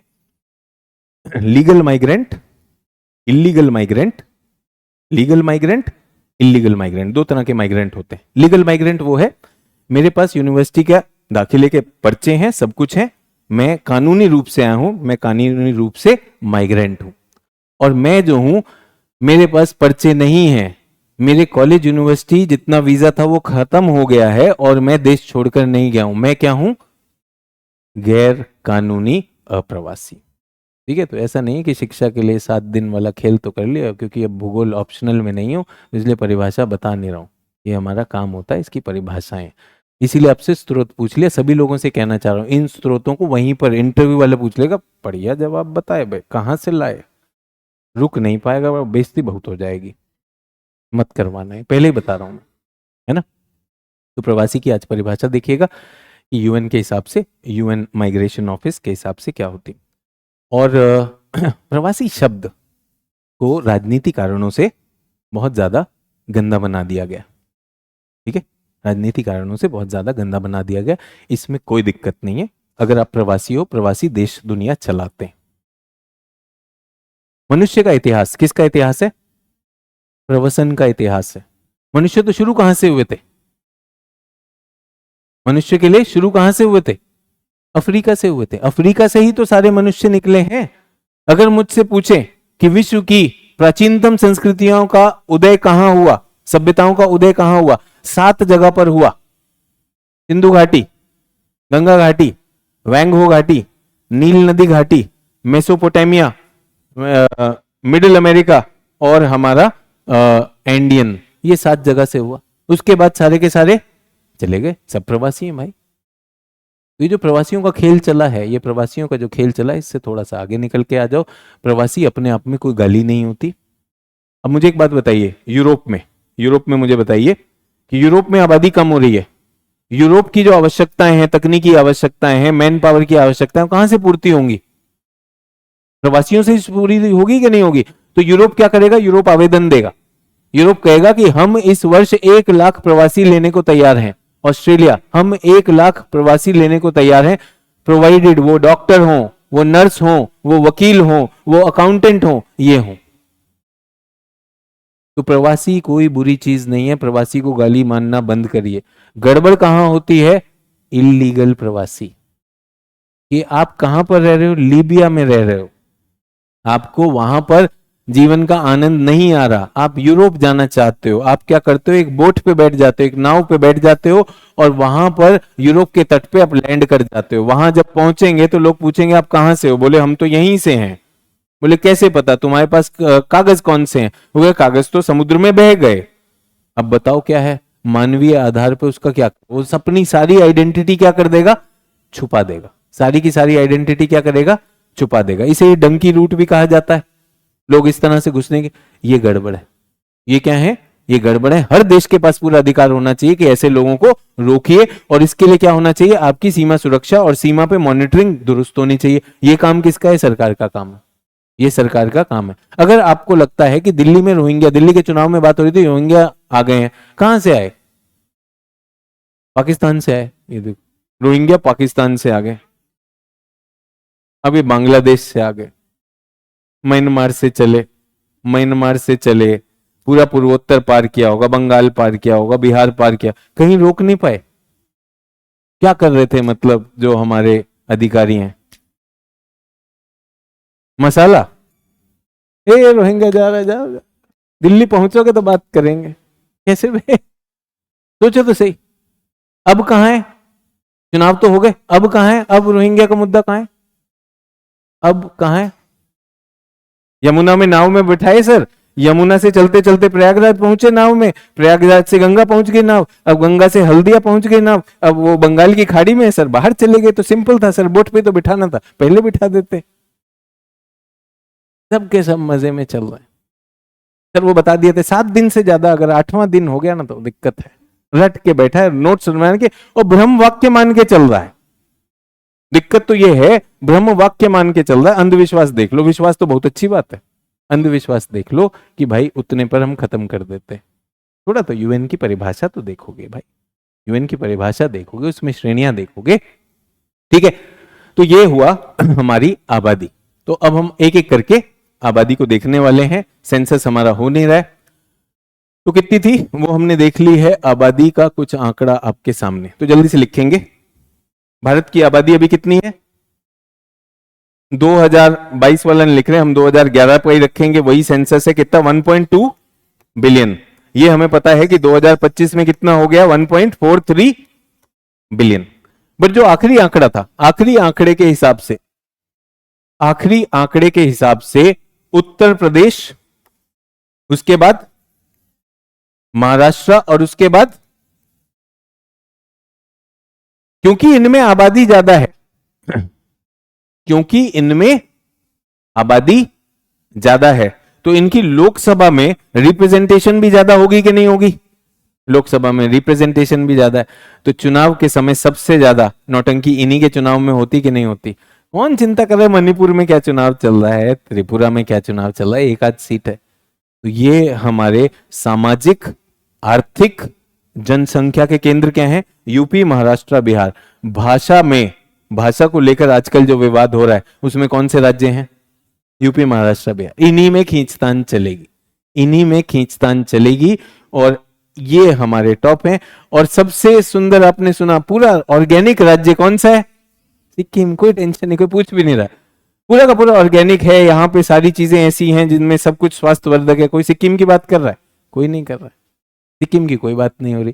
तो ये सबसे कम आबादी वाला था। जो हमारा केंद्र शासित प्रदेश है, उनमें सबसे कम कौन सा था? लक्षद्वीप। आप समझ सकते हैं कि लक्षद्वीप जो है हमारा एक द्वीप है, उसमें बहुत ज्यादा क्षमता भी नहीं है। तो ये ठीक है, done. Union territory with the highest population, Delhi. तो सबसे ज्यादा आबादी दिल्ली में। दिल्ली के चुनाव में नौटंकी होगी कि नहीं होगी? खूब सारी होगी, खूब सारी होने वाली। ये लड़ रहा है, वो लड़ रहा है, ये बयान, वो भाषा, सब कुछ चलेगी। सारे की सारी जितनी भी मर्यादाएं सब लांग करेंगे। उत्तर प्रदेश के चुनाव में सारी मर्यादाएं लांगी जाएंगी, ठीक है। महाराष्ट्र के चुनाव में सारी मर्यादाएं लांगी जाएंगी। ये पार्टी, वो पार्टी, कौन किस पार्टी का पता ही नहीं, और कब तक है ये भी नहीं पता, वो भी बदल सकता है। तो ये सारा का सारा जो हम देख रहे हैं, तो हमारे ये जो राज्य हैं, ये मुझे दिखाई दे रहा है। अगर मैं ऐसे ऐसे देखना शुरू करूं, ये 1, 2, 3, 4, 5, 6, 7, 8, 9, 10, क्या मैं कह सकता हूं 10 राज्यों में, भारत के 10 राज्यों में 3/4 आबादी है? संतुलन है, असंतुलन का परिचायक है। 28 राज्य है ना, तो अधिकांश कहां पर है? 10 राज्यों में। आप लिख भी सकते हैं, इन्हीं को आंकड़ा कहते हैं। आंकड़े के बाद नीति कैसे बनाओगे? नीति ऐसे ही बनाई जाती है। अब आप एक चुनावी पार्टी हो, आप एक चुनावी पार्टी, आपको चुनाव का जो है, चुनाव जीतना है, आपको देश में राजनीति में अपना कद बढ़ाना है, तो आप पूरे देश पे ध्यान दोगे या 10 पे ध्यान दोगे? 10 पे ध्यान दोगे। तो जितना भसड़ करनी कहां करेंगे? इनमें करेंगे। और नहीं करना है यार, इतना भी टाइम नहीं है, इन सबको छोड़, इसमें करो। उत्तर प्रदेश, महाराष्ट्र, बिहार, पश्चिम बंगाल, आंध्र प्रदेश, इनको ले लो, पता करो इनमें क्या क्या चल सकता है। धर्म चल सकता है, चलाओ। जाति चल सकती है, चलाओ। भाषा चल सकती है, चलो। पिछड़ी जाति, अगड़ी जाति जो है, यहां का पता करो कौन चल रहा है। इसी तरह से चुनाव जीते जाएंगे। तो आप जो है, आपने सुना कि चुनाव जिताने वाले भी आते हैं आजकल, चुनाव मैनेजमेंट सेवा। तो अगर आप आईएएस ना बने और आप कुछ करना चाहते हैं, चुनाव जिताने के लिए रणनीतिकार बन सकते कि नहीं बन सकते? आपको क्या करना है? महाराष्ट्र पढ़ो, इसका जातीय समीकरण पढ़ो, इसका धर्म समीकरण पढ़ो, इसमें क्या इतिहास में एक दो और चीज, नेता, अभिनेता सब ढूंढ लो, और फिर जो है चुपके से सोशल मीडिया पे शोर मचाना शुरू करो धीरे धीरे। और नहीं समझ में आया तो एक फिल्म बना दो, फिल्म बना दो, रिलीज हो नहीं हो कोई दिक्कत नहीं, वो आपका निवेश है। पॉलिटिकल पार्टी से पैसा ले लो, ऐसे चुनाव जीते जाएंगे। और ये जो छोटी छोटी राज्य हैं, गिनती नहीं हो रही बेचारे की, ये जम्मू कश्मीर, उत्तराखंड, असम, और कई बार क्या होता है, इनको रखना है, इनको क्या करना है, सिर्फ बलि का बकरा बनाना है। इनमें कोई भी मुद्दा पैदा कर दीजिए। समझ में आ रहा है? तो भारत की आबादी जो है, भारत की आधी आबादी कितने देश उसमें 50% आबादी 5 राज्यों में है। अब मुझे बताइए, उत्तर प्रदेश, बिहार, पश्चिम बंगाल, ये तीनों के तीनों मैदानी क्षेत्र हैं कि नहीं? इसका भूगोल देख रहा हूं, मुझे तो इसका भूगोल देखना है ना। तो आबादी कैसे निर्धारित होती है? आबादी का वितरण, आबादी का वितरण, आबादी वितरण के कारक। पहले तो मैं कह सकता हूं भौतिक कारक, स्थल आकृति। जल्दी से बताइए, मैदान ज्यादा है, मैदान कौन से हैं? नदी व तटीय। तो आंध्र प्रदेश मिला, आंध्र इसका उदाहरण हो जाएगा। और नदी के क्या हो जाएंगे? उत्तर प्रदेश, बिहार, पश्चिम बंगाल। हो जाएगा, हो जाएगा। इसी स्थल आकृति में मैं मृदा भी मान लूं, चलेगा? मृदा संसाधन वो भी वहीं पर है, तो इसलिए बेहतर हो जाते हैं, हो जाते हैं। और अगर हम देखें पर्वतीय, पठारी, वनीय क्षेत्र, इनमें क्या हो जाएंगे? कम हो जाएंगे। जैसे हमारा पूर्वोत्तर या हिमालयी राज्य। हमें तो भूगोल देखना है ना, भूगोल है, कम हो जाएगा। ठीक है। जलवायु कैसी होनी चाहिए? प्रतिकूल या अनुकूल? अनुकूल होनी चाहिए। अनुकूल में क्या है? तटीय क्षेत्र,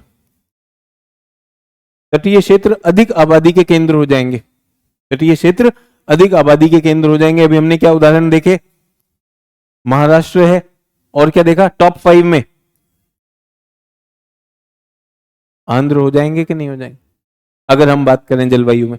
और यहीं पर कम में देखना हो तो जहां जटिल जलवायु, कहां अगर हम देख रहे हैं बहुत ज्यादा ठंडा कहां पर होता है? पर्वतीय क्षेत्रों में, जम्मू कश्मीर लद्दाख। कम हो जाएगा कि नहीं हो जाएगा? जम्मू कश्मीर लद्दाख। सर राजस्थान में भी कम होना चाहिए, होना चाहिए। राजस्थान के मरुस्थल क्षेत्र में कम है, मरुस्थल क्षेत्र में, लेकिन इस तरफ को मिल जाती कि नहीं अरावली में। ये हो गया। उसके बाद क्या है? संसाधन। ये क्या हो सकते हैं? खनिज संसाधन हो सकते हैं, जैविक संसाधन हो सकते हैं, जल संसाधन जहां पर होंगे, नदियां होंगी, वो होगा। हो जाएंगे कि नहीं हो जाएंगे? ठीक है। क्या हम ये भी कह सकते हैं आपदा?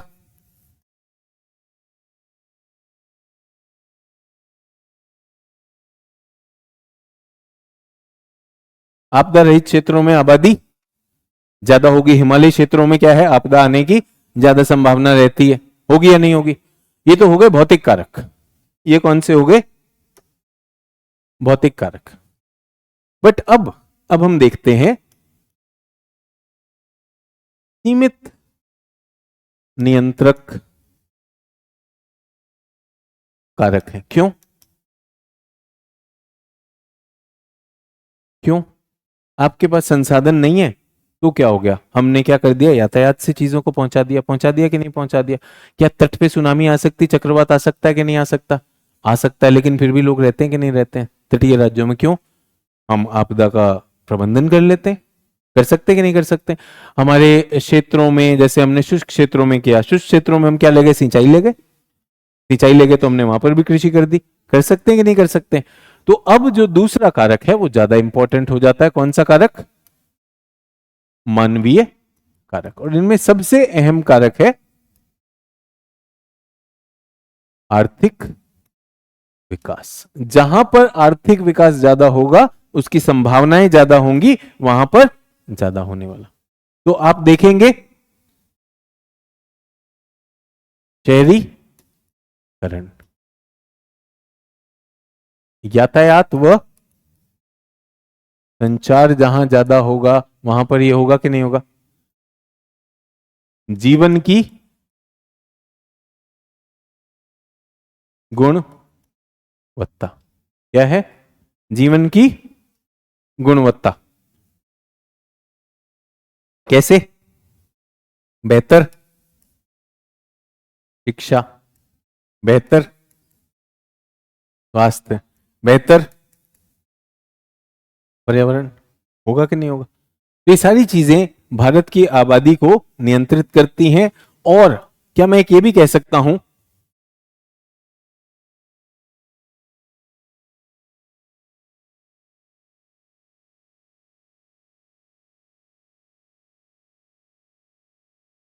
आबादी का इतिहास। सर इतिहास से क्या मतलब है? ये जो मैंने आपको बताया कि संस्कृतियों का उदय 7 स्थानों पर हुआ, उसमें सिंधु घाटी सभ्यता तो तब से प्राचीन काल से है कि नहीं, गंगा जो है वो प्राचीन काल से है कि नहीं। तो धीरे धीरे यहां पर क्या हो गया, आबादी इतने लंबी अवधि से है कि आते आते बढ़ गई। तो अगर हम बात करें, हिमाचल हुआ, जम्मू कश्मीर हुआ, उत्तराखंड हुआ, यहां ऐसा नहीं कि प्राचीन सभ्यताएं थी। तो यहां धीरे धीरे जब हमने देखा कि मुख्य भूमि से अगर आपको धकेला जाता है तो आप उधर की तरफ जाते हो, तो इसलिए भी ये सारे कारक जो है आपकी आबादी को बदल सकते हैं, बदल सकते हैं। क्या यही हमारी आबादी की सघनता को भी प्रभावित करेगा कि नहीं करेगा? कुछ सघन आबादी के क्षेत्र होंगे, कुछ कम आबादी के क्षेत्र होंगे। तो ये हमारे आबादी से जुड़े हुए कुछ कारक हैं।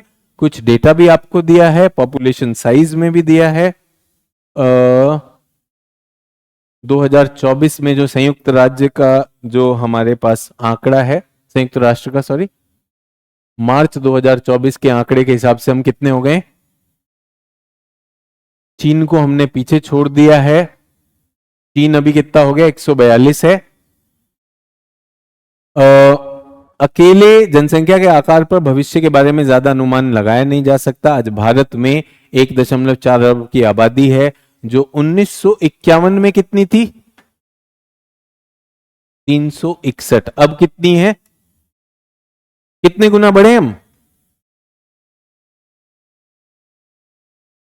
लगभग 4 गुना बढ़े कि नहीं? कितने वर्षों में? 75 वर्ष मान लूं, 75 वर्षों में। बट क्या हम इसी दर पे बढ़ते रहेंगे?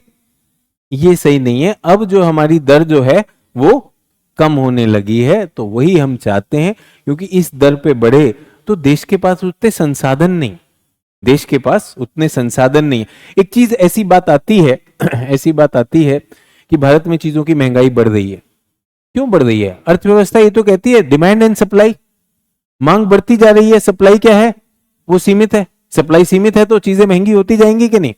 तो क्या हम बढ़ा सकते हैं सप्लाई? बढ़ा सकते हैं, हमारी अर्थव्यवस्था बढ़ा सकती। कितना बढ़ाएगी? उसको बढ़ाने के लिए भी कौन चाहिए? मनुष्य चाहिए। क्या हम अर्थव्यवस्था में योगदान दे रहे हैं? आप लोग जो भी शिक्षा वाले फेज में हो लाइफ के में, आप आर्थिक रूप से अर्थव्यवस्था में तो अभी कोई योगदान नहीं दे रहे हो। आप नहीं दे रहे हो सकता है इस कोर्स की फीस में आपके पेरेंट्स ने योगदान दिया है, तो वो अभी अर्थव्यवस्था में योगदान दे रहे हैं। आपका अर्थव्यवस्था में घुसना अभी क्या है? इंतजार हो रहा है। कब घुसोगे? जब जॉब लगेगा। जब जॉब लगेगा, और इसी में हम देखते हैं कि बहुत से युवा सिविल सेवा की तैयारी में 8-10 साल लगा रहे हैं। 8-10 साल के हमारे आर्थिक जो उत्पादन था उसका नुकसान हुआ कि नहीं हुआ? आर्थिक उत्पादन का नुकसान हुआ। उसके बाद अगर 8-10 साल के बाद आप कोई और काम नहीं करते हैं, वो भी नुकसान है। तो ये हमारे लिए एक चुनौती। 1960 के दशक में प्रति महिला बच्चे कितने पैदा होते थे? औसत था, औसत 1960 में लगभग कितने होते थे? 6। अब कितने होते हैं? 2। कितने होने चाहिए? तो पहली बात यह है कि आबादी होनी चाहिए या नहीं होनी चाहिए? आबादी होनी चाहिए या नहीं होनी चाहिए? तो इसमें बहुत ही क्लियर मत है कि आबादी एक तरह का क्या है? संसाधन है। हर देश के पास आबादी होनी चाहिए। आबादी क्या करेगी? उसकी अर्थव्यवस्था को चलाएगी, उसकी सुरक्षा के लिए चाहिए कि नहीं चाहिए, उसकी कृषि के लिए, खाद्य उत्पादन के लिए चाहिए, बहुत सारी चीजों के लिए आबादी चाहिए। लेकिन आबादी अगर उस देश के संसाधनों से बहुत ज्यादा हो जाए, और जो आबादी और संसाधन का अनुपात है वो नेगेटिव हो जाए, तब आबादी को क्या करना चाहिए? नियंत्रण करना चाहिए। तो ये देखा गया है कि विकासशील देशों में क्या हुआ है? आबादी इस तरह से तीव्रता से बढ़ी है, तीव्रता से बढ़ी है। लेकिन विकसित देशों में आबादी बढ़ तो रही है, वो मंद गति से बढ़ रही है। तो वो अपनी चीजों को नियंत्रित कर पा रहे हैं और अपने जीवन की गुणवत्ता सुनिश्चित कर पा रहे हैं। लेकिन हमारे केस में क्या है? आबादी तेजी से बढ़ रही। उसका एक कारण है प्रति महिला कितने बच्चे पैदा होते। ठीक है। तो संयुक्त राष्ट्र के अनुसार यदि आपको प्रतिस्थापन स्तर चाहिए, क्या बोलते हैं इसको? प्रतिस्थापन स्तर। प्रतिस्थापन उत्तर, इसको क्या कहते हैं? Replacement level. अगर आपको चाहिए, इसका मतलब यह है कि यदि एक कपल, एक दंपत्ति मरता है तो उसका स्थान कौन लेना चाहिए? 2 बच्चे और ले लेने चाहिए। इसके लिए कुल प्रजनन दर 2.1 होना चाहिए। कितना होना चाहिए?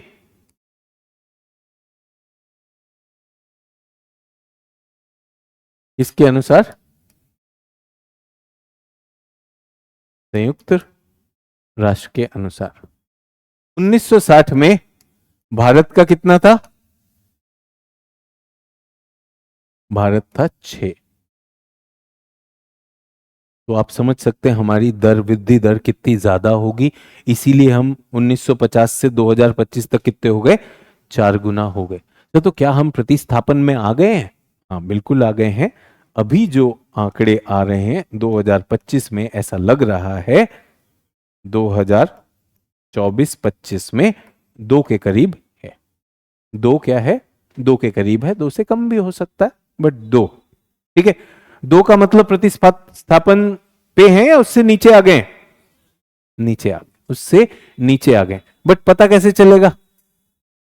पता कैसे चलेगा सर? ये तो जनगणना से पता चलेगा। जनगणना से पता चलेगा। पता चलेगा कि नहीं? तो ये दिक्कत है, ये दिक्कत है।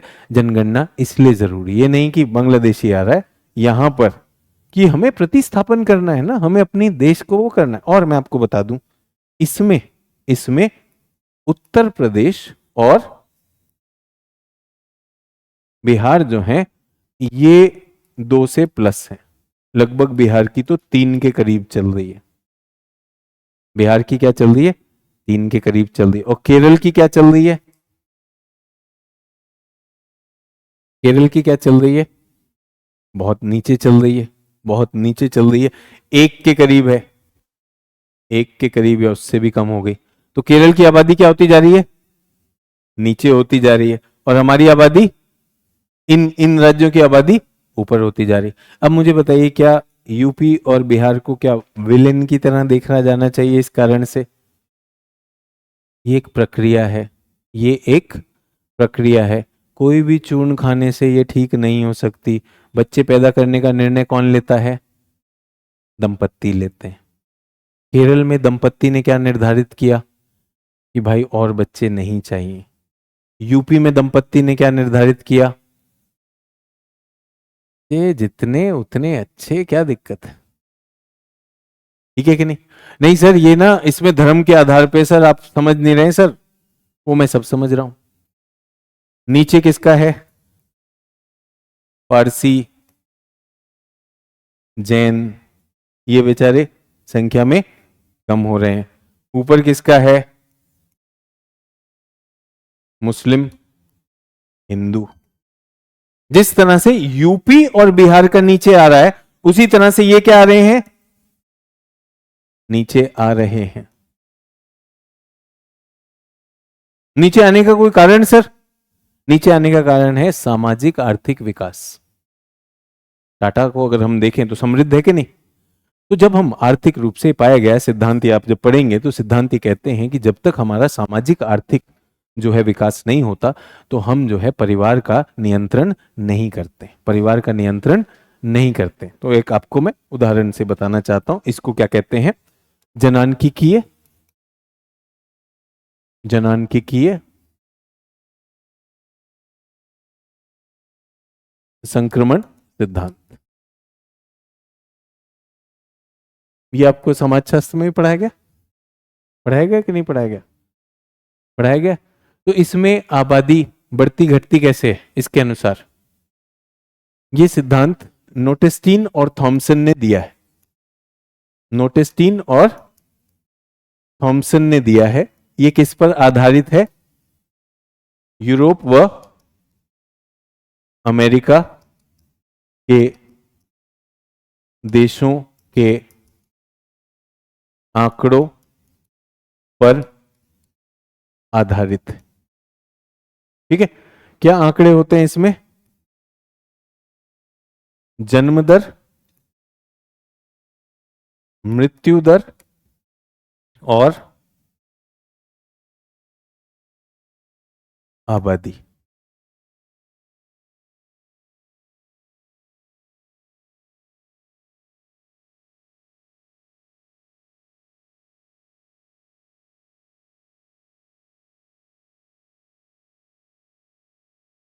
यहां पर है जन्म और मृत्यु दर। क्या है?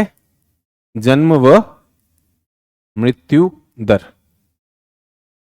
10, 20, 30, 40, 50।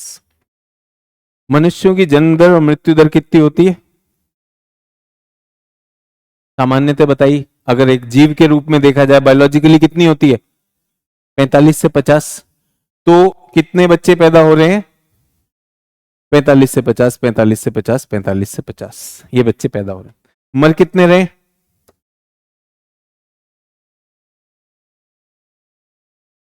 इतने पैदा हो रहे हैं, इतने मर रहे हैं। ठीक है, ये इस सिद्धांत का प्रथम चरण है।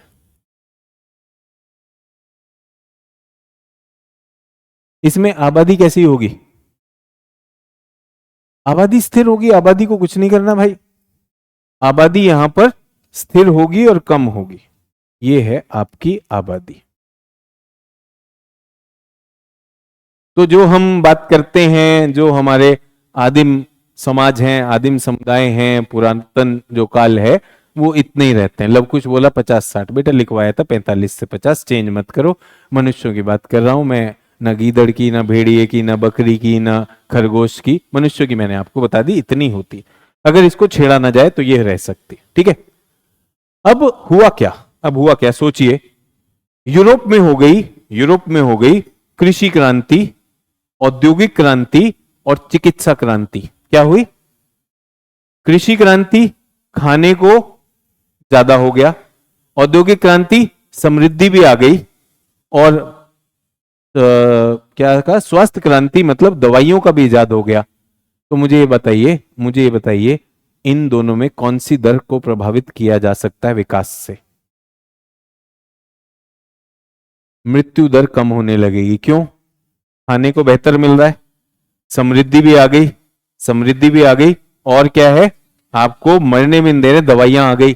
तो आपका ये जो है ये नीचे आने लगेगा। लेकिन लेकिन ये जो जन्म दर है ये ऐसे ही रहेगी। तो विकास के कारण, विकास जब होगा, कैसा विकास? आर्थिक व तकनीक का विकास होगा, तो उससे क्या होगा? मृत्यु दर नीचे आ जाएगी। किसने किया? एक व्यक्ति ने किया, एक परिवार ने किया, पूरे देश ने किया? पूरा देश करता है। और ये जो आपके कल्याणकारी नीति है, ये कौन कर सकता है? ये सरकारें करती हैं। कौन कर रहा है? तो सरकार ने क्या किया? सरकार ने लोगों को बेहतर चिकित्सा दी, बेहतर उद्योग दिया, बेहतर खाना दिया, सब कुछ दिया। तो क्या हो गया? मृत्यु दर नीचे आ गई। जन्म दर का क्या? जन्म दर नीचे क्यों नहीं आई?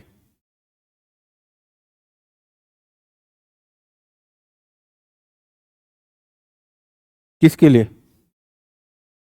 उद्योग से अवसर ज्यादा पैदा हुए, फिर लोगों की मांग बढ़ी, फिर तो लोगों ने ज्यादा बच्चे पैदा करना शुरू कर। ये तो फिक्स है, ये तो बढ़ा ही नहीं। बढ़ने का मतलब तो ये होता है ये ऊपर जाता। हमने कहा बढ़ा नहीं सकते, अब तो कम करने हैं। कम क्यों नहीं हुआ?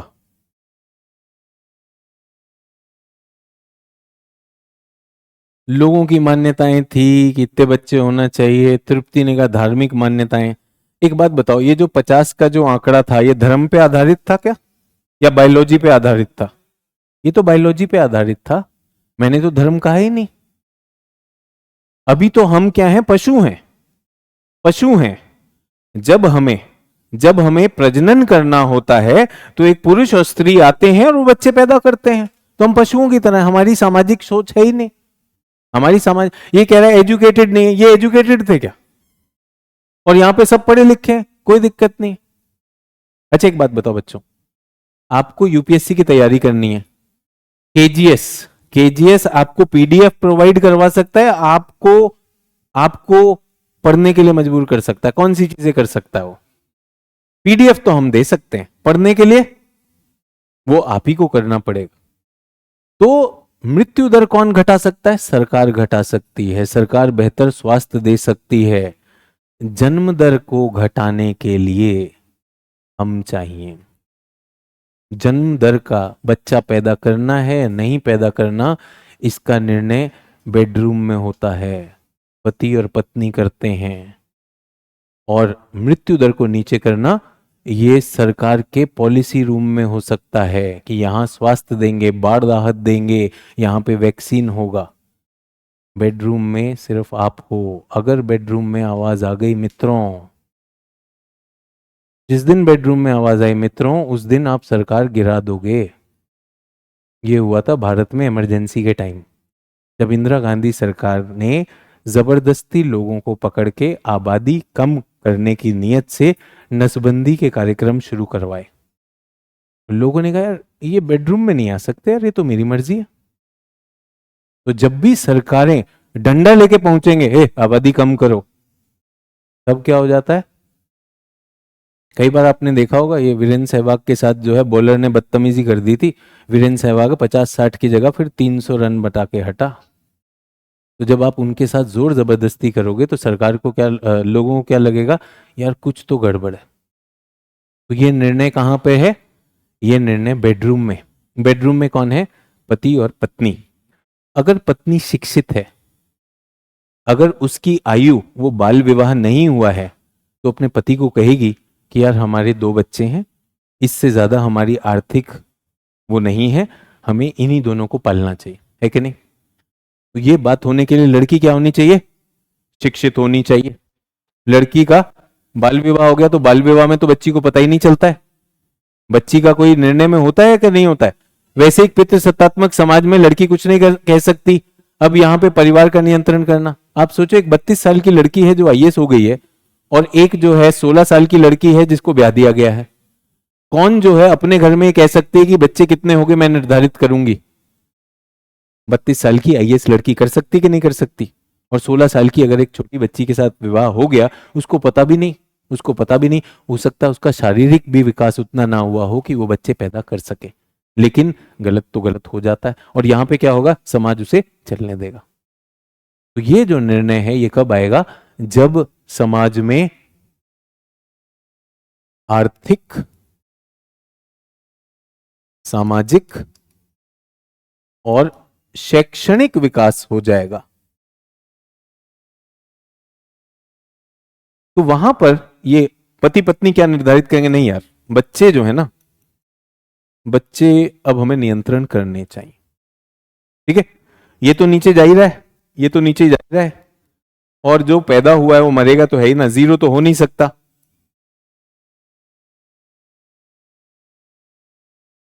ये जाकर एक दूसरे को फिर से कैंसिल आउट करेंगे। ये सिद्धांत है, उसका ग्राफ मैंने आपको बनाया है। पहले तो मुझे बताइए कि ये सिद्धांत किसने दिया? नोटेस्टीन और थॉमसन ने दिया। सिद्धांत का नाम क्या है? सिद्धांत का नाम है जनांकीय संक्रमण सिद्धांत। इसका पहला चरण ये पुरातन चरण है, ओल्ड टाइम, ठीक है? इसको कहते हैं संक्रमण चरण। संक्रमण चरण में कुछ होता है, इन दोनों दरों में क्या आ गया? अंतर आ गया। जब तक दोनों में अंतर नहीं था, जनसंख्या क्या थी? स्थिर थी। लेकिन अब अंतर आ जाने की वजह से उस क्षेत्र की जनसंख्या क्या हो जाएगी? कौन ज्यादा है? ये ज्यादा है। तो यूरोप में देखा गया कि यहां पर इस तरह से जनसंख्या में वृद्धि हुई, जनसंख्या में वृद्धि हुई। लेकिन धीरे धीरे जैसे सद्बुद्धि का विकास हुआ, सामाजिक, आर्थिक, शैक्षणिक विकास हुआ, पति पत्नी ने क्या किया? अपनी आबादी का नियंत्रण करने का निर्णय लिया और फिर यहां पर फिर से क्या हो गया, ये है तीसरा चरण, ये दूसरा चरण हो गया संक्रमण, और ये क्या है, अंतिम चरण। और इसमें क्या आ गया, फिर से संतुलन आ गया। संतुलन आएगा तो आबादी क्या हो जाएगी, स्थिर हो जाएगी कि नहीं, आबादी स्थिर हो जाएगी। ये उन्हें सपना नहीं आया था, ये सिद्धांत उन्होंने किस पे बताया, उनके पास आंकड़े थे, कहां के, यूरोप में ऐसा हुआ, यूरोप में आबादी ऐसे बढ़ी। तो आबादी बढ़ने के लिए दोनों दरों में क्या होना चाहिए, अंतर आना चाहिए। अंतर कौन से चरण में आता है, संक्रमण चरण में आता है। पहले कौन सी दर गिरती है, मृत्यु दर गिरती है। मृत्यु दर कौन गिरा सकता है, सरकारें गिरा सकती हैं, क्योंकि वो बेहतर सुविधाएं कर सकती हैं। लेकिन जन्म दर को गिराने में कौन लगेगा, हम लगेंगे, हमारा निर्णय होगा। हम कब वो निर्णय लेंगे, जब हम एक तरह की सोच में विकास आ जाए, सोच में विकास आ जाए। उसके बाद इन शोधकर्ताओं ने कहा कि हर देश का जनसंख्या का जो रूप होगा, जैसे जैसे देश में सामाजिक और आर्थिक विकास होगा, सामाजिक और आर्थिक विकास होगा, तो उसके बाद क्या हो जाएगा, उनकी भी आबादी का एक वृद्धि का दौर आएगा, फिर वो थम जाएगा। समझ में आया? तो अब मैं बताना चाहता हूं, इसमें भारत को डालते हैं, इसमें किसको डालते हैं, भारत को डालते हैं। भारत एनसीईआरटी में पढ़ेंगे आप, 1921 में संक्रमण में घुसा। कब घुसा, 1921 में घुसा था, और आज क्या हो गया है, 2025, अभी तक संक्रमण खत्म नहीं हो पाया है। तो भारत की आबादी क्या हो रही है, सबको समझ में आया, भारत की आबादी बढ़ रही है, लेकिन उसकी बढ़ोतरी की दर क्या हो रही है, मंद हो रही है कि नहीं हो रही है, सभी लोगों को समझ में आया। तो किसी भी देश को इस संक्रमण के स्थिति से गुजरना है, उस समय उसकी आबादी क्या हो जाएगी, बढ़नी शुरू हो जाएगी। नीति निर्धारकों को क्या ध्यान रखना चाहिए कि संक्रमण जितनी जल्दी हो जाए खत्म उतना अच्छा, जितनी आपको जरूरत हो उतनी आबादी के बाद संक्रमण को खत्म कर देंगे। यूरोप में जो संक्रमण हुआ कितना समय लगा, 40 साल। कितना लगा, 40 साल। दक्षिण भारतीय राज्यों में संक्रमण में कितना समय लगा, 40 साल। भारत में कितना लगा, 100 हो चुके हैं, खत्म नहीं हो रहा है। क्यों, क्योंकि भारत छोटा देश नहीं है। पहले संक्रमण किसने किया, दक्षिण भारतीय राज्यों ने किया। आज दक्षिण भारतीय राज्य कहां है, जहां पर यूरोप है वहां पर केरल। केरल अब यहां आ गया, केरल की स्थिर हो गई है, दक्षिण भारतीय स्थिर हो चुके, ठीक है। लेकिन जहां पर अफ्रीका है, अफ्रीका में क्या चल रहा है, बढ़ रहा है, वहां पर बिहार है, उत्तर प्रदेश। बिहार और उत्तर प्रदेश की जनसंख्या को नियंत्रित करने का इलाज बताइए। क्या भोंपू लेकर ये कहना चाहिए अगर बच्चे और पैदा किए तो सूली पे टांग देंगे, एसएमएस मैसेज से होगा, इससे होगा? ये देखो, महिलाओं को शैक्षणिक, चाचा सामाजिक आर्थिक विकास सिर्फ महिलाओं को ही होगा, पुरुष का नहीं होगा। ठीक है ना, महिलाओं को बच्चे भी रोकने हैं तो महिलाएं रोक लें, हम कुछ नहीं। और ये डेटा दिखाता है कि भारत सरकार में जब गर्भ निरोधकों की बात होती है, गर्भ निरोधक की बात होती है, कॉन्ट्रासेप्टिव की बात होती है, बच्चा पैदा करने से रोकने की जब बात होती है, तो मनुष्यों में मानव को, लड़कों को तरजीह नहीं दी जाती। लड़कों को कहा जाए कि अपनी जो है नसबंदी करा लो, तो लड़के तैयार नहीं होते, लड़कियां करवाती हैं, लड़कियां गर्भ निरोधक लेती हैं, लड़का कुछ नहीं लेगा। क्यों, ये तो लड़के हैं, लड़के रहेंगे, लाडले हैं। कह रहा सर लड़कियों को समझ आ जाएगा इसलिए बच्चे कम पैदा करेंगे। चाचा टाटा लड़की नहीं था, लड़कों को भी उतनी सद्बुद्धि आनी चाहिए, क्योंकि घर का खर्चा किसने चलाना है।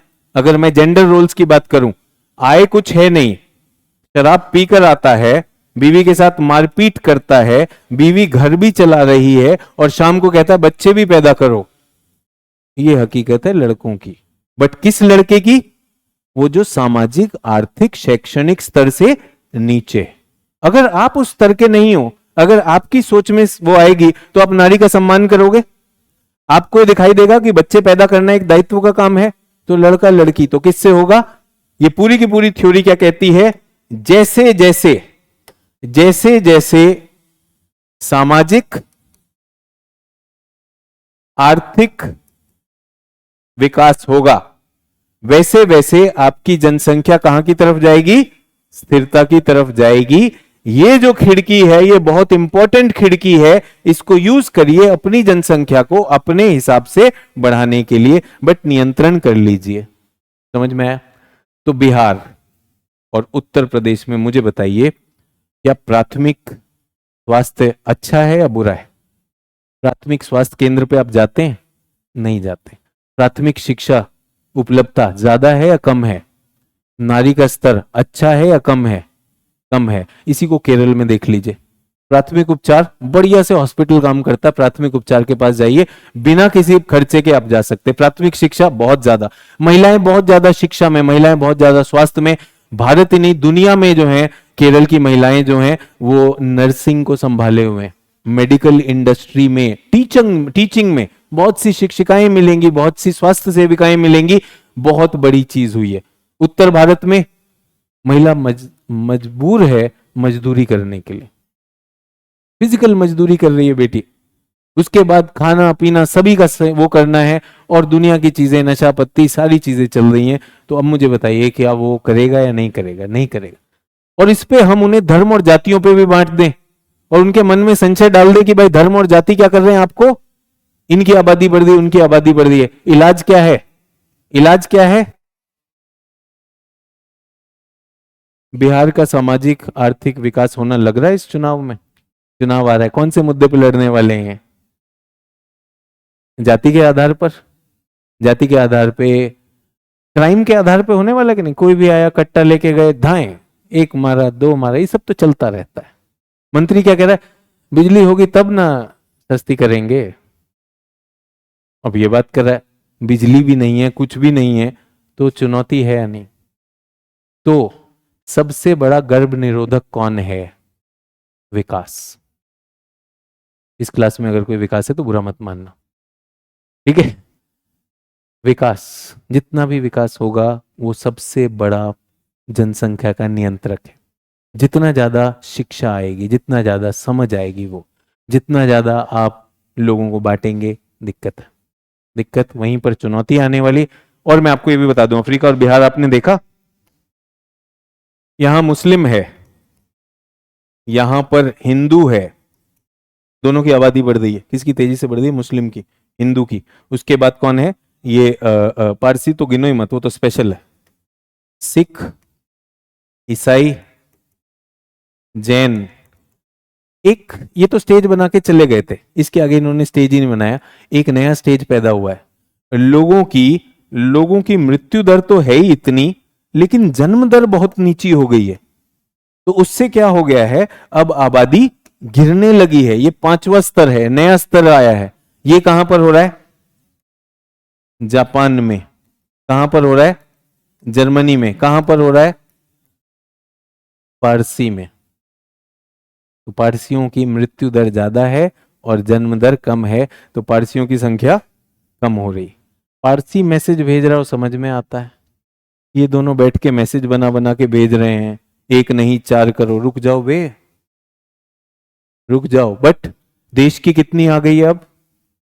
2 आ गई। कितनी होनी चाहिए थी?